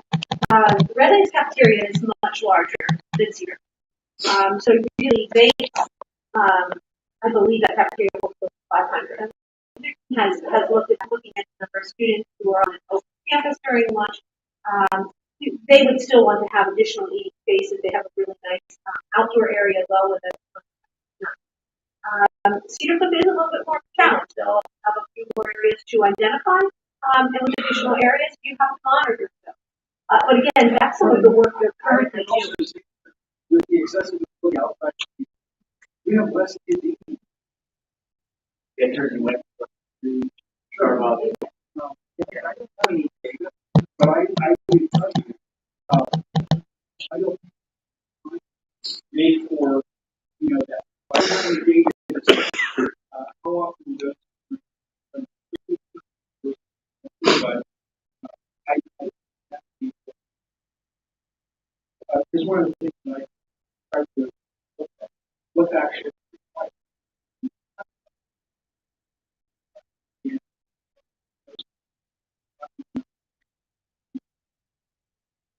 Listen to this.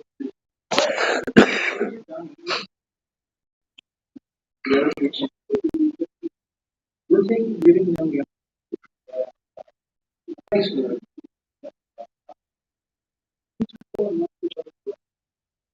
I think it's pretty ask high school. I know you are right about it.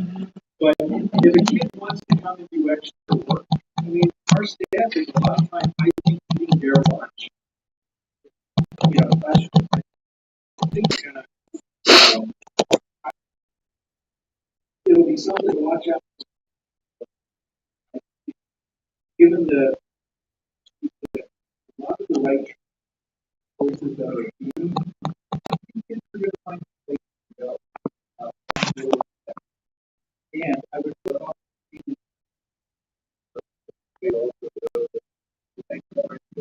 understood. Is that over Currently in upperclassmen, at Skipper, the juniors and seniors started the school year off with open campus, and that's how it's been running. At Redland, the seniors have open campus. Juniors, that was a phase in. They had some things they wanted to make sure that were procedures and routines that were well established before extending that to the junior students. At Redland, our greater challenges, there's not as many places for the stuff. So that's what the big things. As far as students coming and going. But I did want to hit on the discipline piece for a moment. One of the key things that I can tell you is I'll go back to the force. Again, if you would ask administrators, teachers, etc., that's probably one of the more stressful times of the day. Again, transition, those are the times that is a time where more students are in instances that happen. It's going to happen. It's happening now in the course. We're hopeful that bringing this down to an hour's worth of time, when we're saying you need to get to lunch, take care of what you need to do, and then be connected, engage with teachers, find peers that you want to be with. When there's selecting these clubs and activities, we're hopeful that there's going to be a deterrent to their behavior. That's what other schools have told us when they connect and engage with students. Better relations with staff members, more teachers being able to open up their classroom to students, which happens a lot as it is now. But again, as I was talking, some of the teachers were teaching during the wars, and it just didn't line up with some students. So definitely something to be mindful. We have to plan for it, but it is part of that. It's all hands on deck. It's teachers, I'm using that like staff, others. We're all talking about what are you doing and engaging in during that hour. I mean, we have some parents that will have some unique skills that they might want to work with a small group of students, and are excited about this opportunity. Again, we're hopeful discipline can decrease in what we're currently working with our students. We're really hoping that the connection and engagement is going to help them get to school, to give them something to look forward to today. I want to stay over lunch. I want to be here with this group of students or with this particular teacher that I connect with. That's what we're hopeful for.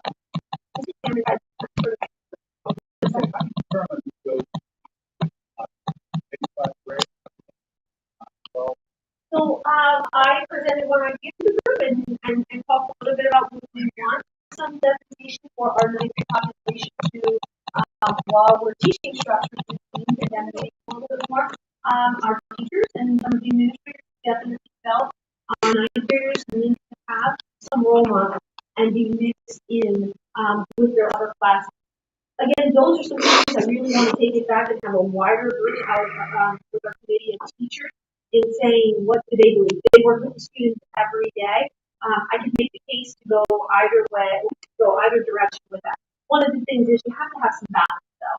So when you look at your typical population that's going to have open campus, and then looking at the population that's looking to stay back, that you begin to balance that first by taking your teachers and saying, I need 50% of you to offer hour A activities, and I need 50% of you to do it in B. I don't like this to happen in isolation though, because you're going to want the teachers to mix a little bit. If there's an activity that students really want to be in, or they need math remediation, as an example, we want to make sure that that is available to students to best meet what can be scheduled by the students. So again, balancing your teachers first and then doing the scheduling app. We'll have to see. There might be. This isn't unlike PCLs that we had many years ago at our middle school. People could sign up. We've done it both ways, where you use the scheduling app or where you have done the old college or unit-type scheduling. Everybody showed up at the gym and sort of did a sign up. With technology today, this is streamlined. You can put caps on. Again, if I only want 20 students as part of the chess club, fine.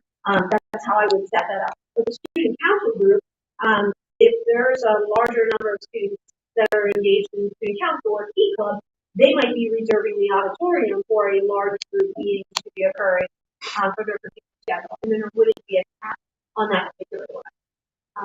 So those are some of the things of how again, logistics. It's a bit messy. It's a lot to work through. But we were energized by hearing about the schools that said, but I would never go back. I would never, having to work through it was a lot. But so incredibly rewarding to them and what they can achieve.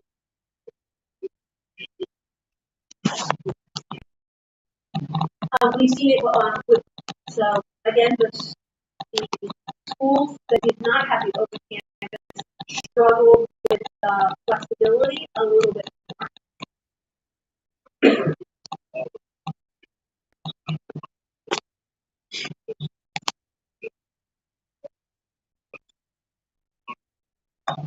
So recommendations, especially from one of the programs that had their, the school district that had their program evaluation posted online that we're able to get our hands on. Really talk about, they started with a really like open model that, sure, you might be over here in Flex, or you might have gone to the library, but if you were to wander 15 minutes into it and say, oh yeah, I'm going to just go over and do a drop into X. That didn't work so well. In this model, you've got to start a little bit more rigid. You're selecting your third unit. Are you in A lecture? Are you in B? Pretty much have 2, 3, 4 minutes to always need to be here. It's a lot of what administrators spend time doing now for allocating during that time. Course are what I would say just as messy because right now you have some kids who are going to class, some are going to lunch. Those are happening at opposite times and overlapping times where a bell is ringing in the midst of. So in some sense, I see it a bit cleaner. Okay, yeah, well,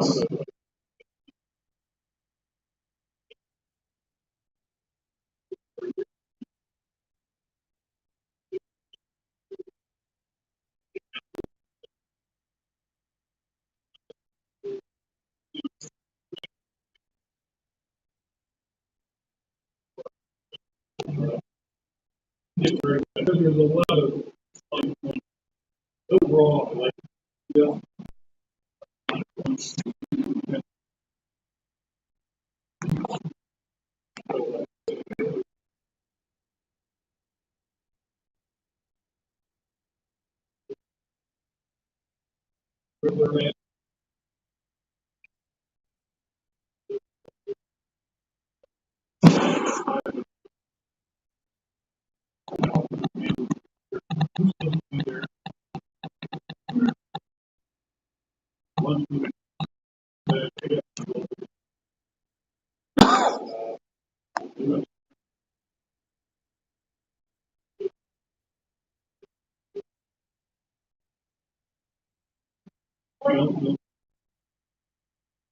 absolutely. And so try not to put too many details in there. I did put the one part about trash.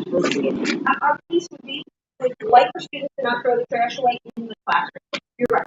For me, I don't want to be selling a pizza the rest of the day if someone shows not to eat it and they're trash. But it's not unlike what's currently happening right now. Some of our teachers allow students to eat in class and they put it there in the trash. We would want to see, again, a greater amount of trash receptacles. Again, that's where these other groups coming into meet say, what would this look like? Where would we want to have those throughout that to make us? Yeah, absolutely. Okay.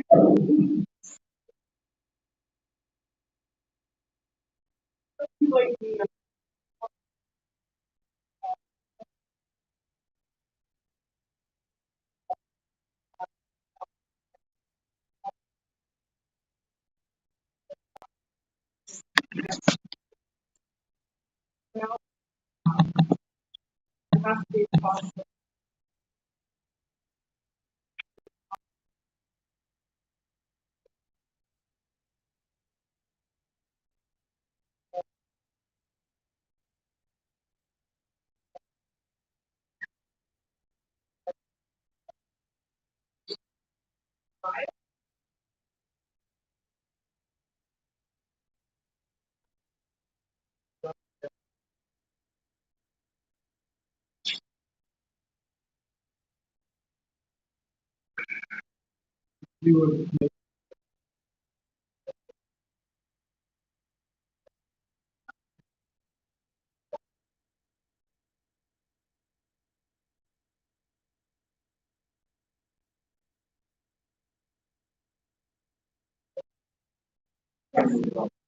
And just after we were gathering feedback, shortly after COVID, and then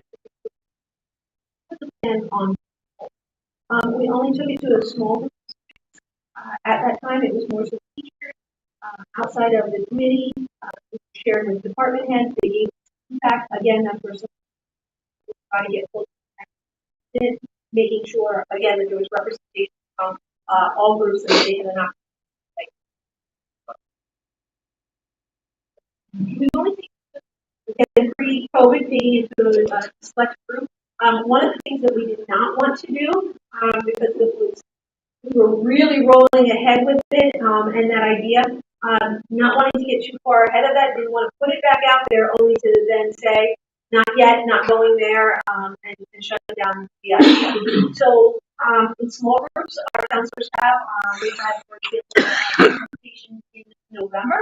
We're going to see, we plan to see just parents say this might be an opportunity to have the schedule. So, but not to, not widely put it out there and say, here's the recommendation. Okay, so you're planning Do that during this pilot year. In order for planning to move forward, our students are selecting classes.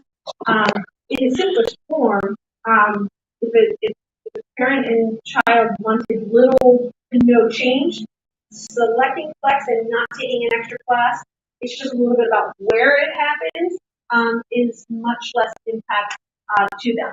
Our music students, again, I wanted to make sure that that would work for that particular group. That's why I met with our band directors, talked a little bit about so that they could take it back to the department head, could take it to the group and talk about how the ensemble would overlap and where best to fit that in. And you got that feedback back? Yep. Yes. And help make sure you guys get that.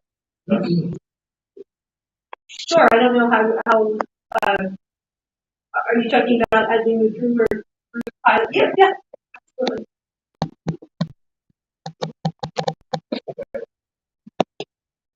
I would venture that. That's what I'm thinking, yeah. So I would not, it's not necessarily.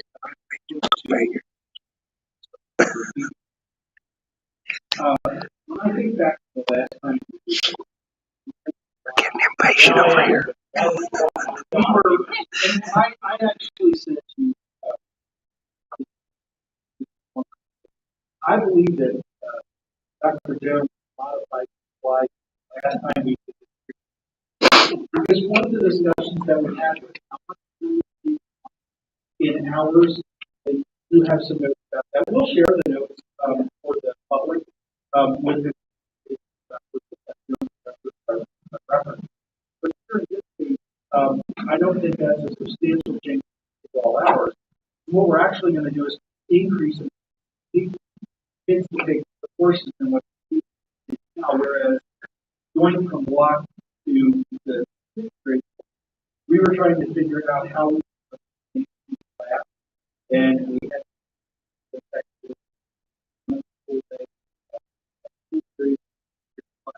after year period. That was something not a big change. I think this would be feedback. I could see the or music. Tell me how this is going to affect my kids, right? When we were doing this the last time, this was always been a orchestra, and how do I work that in the course? Well, I won't even begin to speak to that. No idea what that is. But I think those are the kinds of, or hey, if my child is a senior, what is that going to be? And I think it's also going to be that we used to, I think the current model has a lot of things. We kind of have to take this issue. So I'll give you a good example. I know I've said this before. If a kid goes up to see have no ability to take a course, feels like we're so I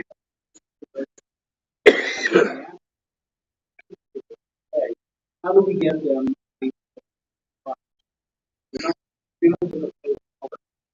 but still get them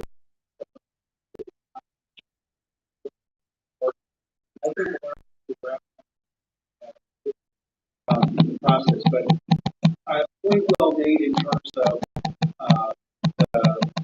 I don't know that a survey, but I think we're going to get some feedback about this. I know there's a lot of nervousness because I think this is like, where are all these kids going to go and what to do? But it's been a little while since I spoke to actions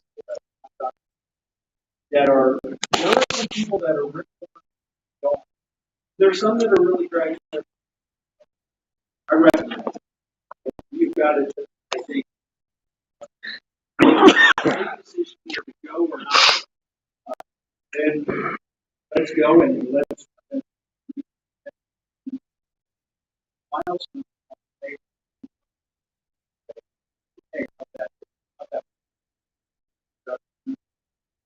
Hopefully nothing.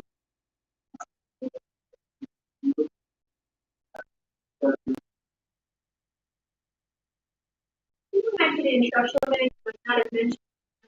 Like, I absolutely, recognize that it is, 105 hours per year goes to 1/2. But the state norm is 1 month. When we moved from block to traditional, scheduling, we went to the 6 period, that was one of the things our staff wanted to be above that, standard, 1 month. Same thing, with our semester-based classes, instead of being the, 60, which tends to be the standard. We'd be, certainly, much above that from, 5 to, 75 minutes. 79 hours, thank you. Glad it's not. Don't worry. Yeah. Great, I should have turned around. That's well, I thank you for your consideration, and look forward to, having that on the agenda. Any questions?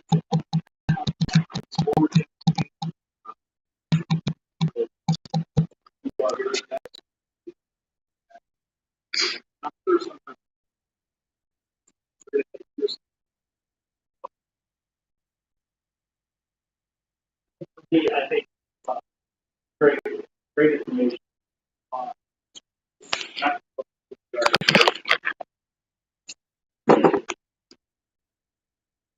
It's there's clear pros to doing it. Questions can be overcome.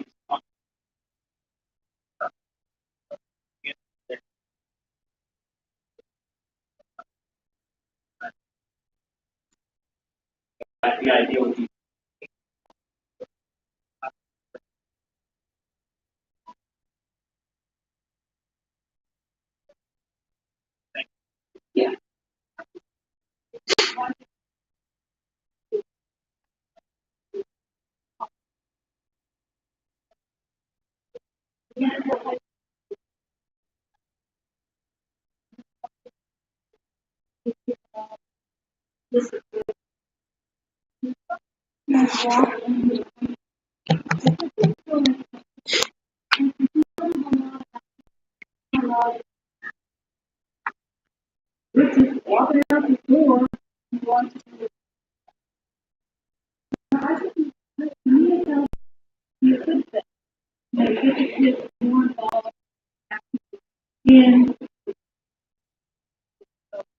Actually, that's one case that could be quite powerful. Yeah.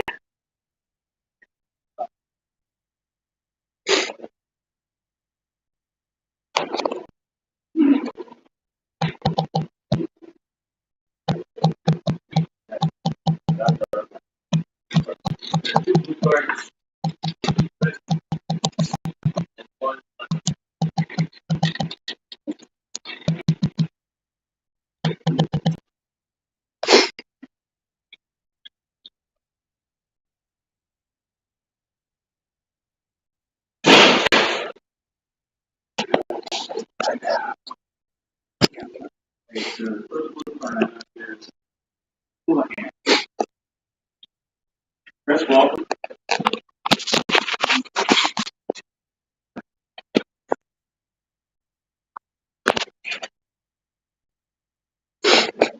First, I want to say thinking of the problem. Also, 404. The link is, so I have kids that go to Fairview. One has moved on around. That's what now. Sorry about that. That's at the moment. Yeah, I do have some concerns coming up when I'll be filling our the budgets are, and I know things we did. Concern I'm wild about Sorry, Stephanie. I'm sorry. Okay. So, and I know now that they're into art, music, and some other activities that might that's a very small concern. I just want to say, I mean, I've seen a lot of swirling winds about, and you guys are dealing with a lot of things. I just want to say, I think that as a taxpayer and as a parent, I think you guys are all doing a good job. I'm a little nervous and a little else like out front. And some of the things I've seen I do not agree with from what people are saying. Just want to say thank you because I know how much time you all have to take to do the job. I also want to say, Dr. Stoltz, I think you had said a couple months ago that the library issue came up with books. Sorry, I'm still a little nervous. I like the response, as with all the other responses I've heard, because I think that teachers do a good job to try and make the right decisions and not second guessing and start putting words in not need to. I think that was a mistake. But thank you. That's all. Thank you. Thank you for your comments.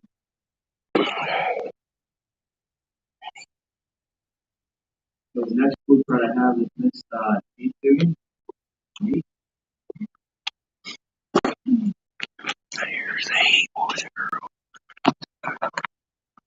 Good evening. I am here to basically just circle back to last week's meeting and some of the education materials that I wasn't able to do the things being out of order, so to speak, but I would like to read them tonight. This is from the original preamble of the Commonwealth of Constitution that has been taken out of the current. Whereas all government ought to be instituted and supported for the safety and protection of the community as such, and to enable the individuals who compose it to enjoy their natural rights and other blessings which the author of existence has bestowed upon man. And whenever these great ends of government are not obtained, people have a right, by common consent, to change it and take such measures as to them may appear necessary to promote their safety and happiness. This next provision was also taken out of the current Pennsylvania Constitution, abrogated out completely. That the people have this state have the sole, exclusive, and inherent right of governing and regulating the internal police of the state. Another one that was also taken out. That all power being originally inherent and consequently derived from the people, therefore all officers of government, whether legislative or executive, are their trustees in service and accountable to them at all times. Another one that was taken out of the current Constitution. What? A frequent recurrent fundamental principles in affirmative justice, moderation, temperance, industry, and frugality are absolutely necessary to preserve the blessings of liberty and for government free. The people ought therefore to pay particular attention to these points in the choice of their officers and representatives and have a right to exact a due and constant regard for them, have the legislators and magistrates and the executive executing such laws as necessary for the good government of the state. Okay, so they've been completely taken out of our current state constitution. I'm going to read quickly Clarksville versus Granville case, a Supreme Court case that deals with fundamental rights according to parents' liberty interests. And it has been established by the Supreme Court, and I encourage you all to read this case and the notices that I'm about to hand you all. There is a lot of good information that you can learn that the direct upbringing and education of children are under the parents' control, not the state, and the mandate of an immoral, illegal thing is void, and contract makes the law. Your oath. I'm done, thank you. Who do I give all these numbers to?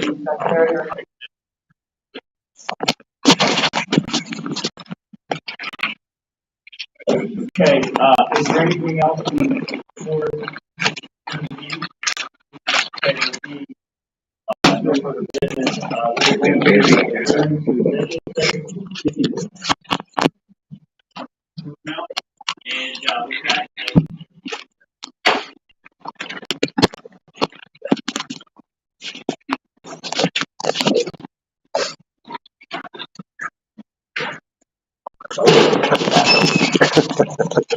Please wrap up your comments. Yeah, I wasn't even fucking talking.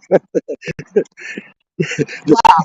They were not happy about the stack of papers that you handed No, them, they though. didn't. Did you see the look on their face? I couldn't see the look on their face. I was watching.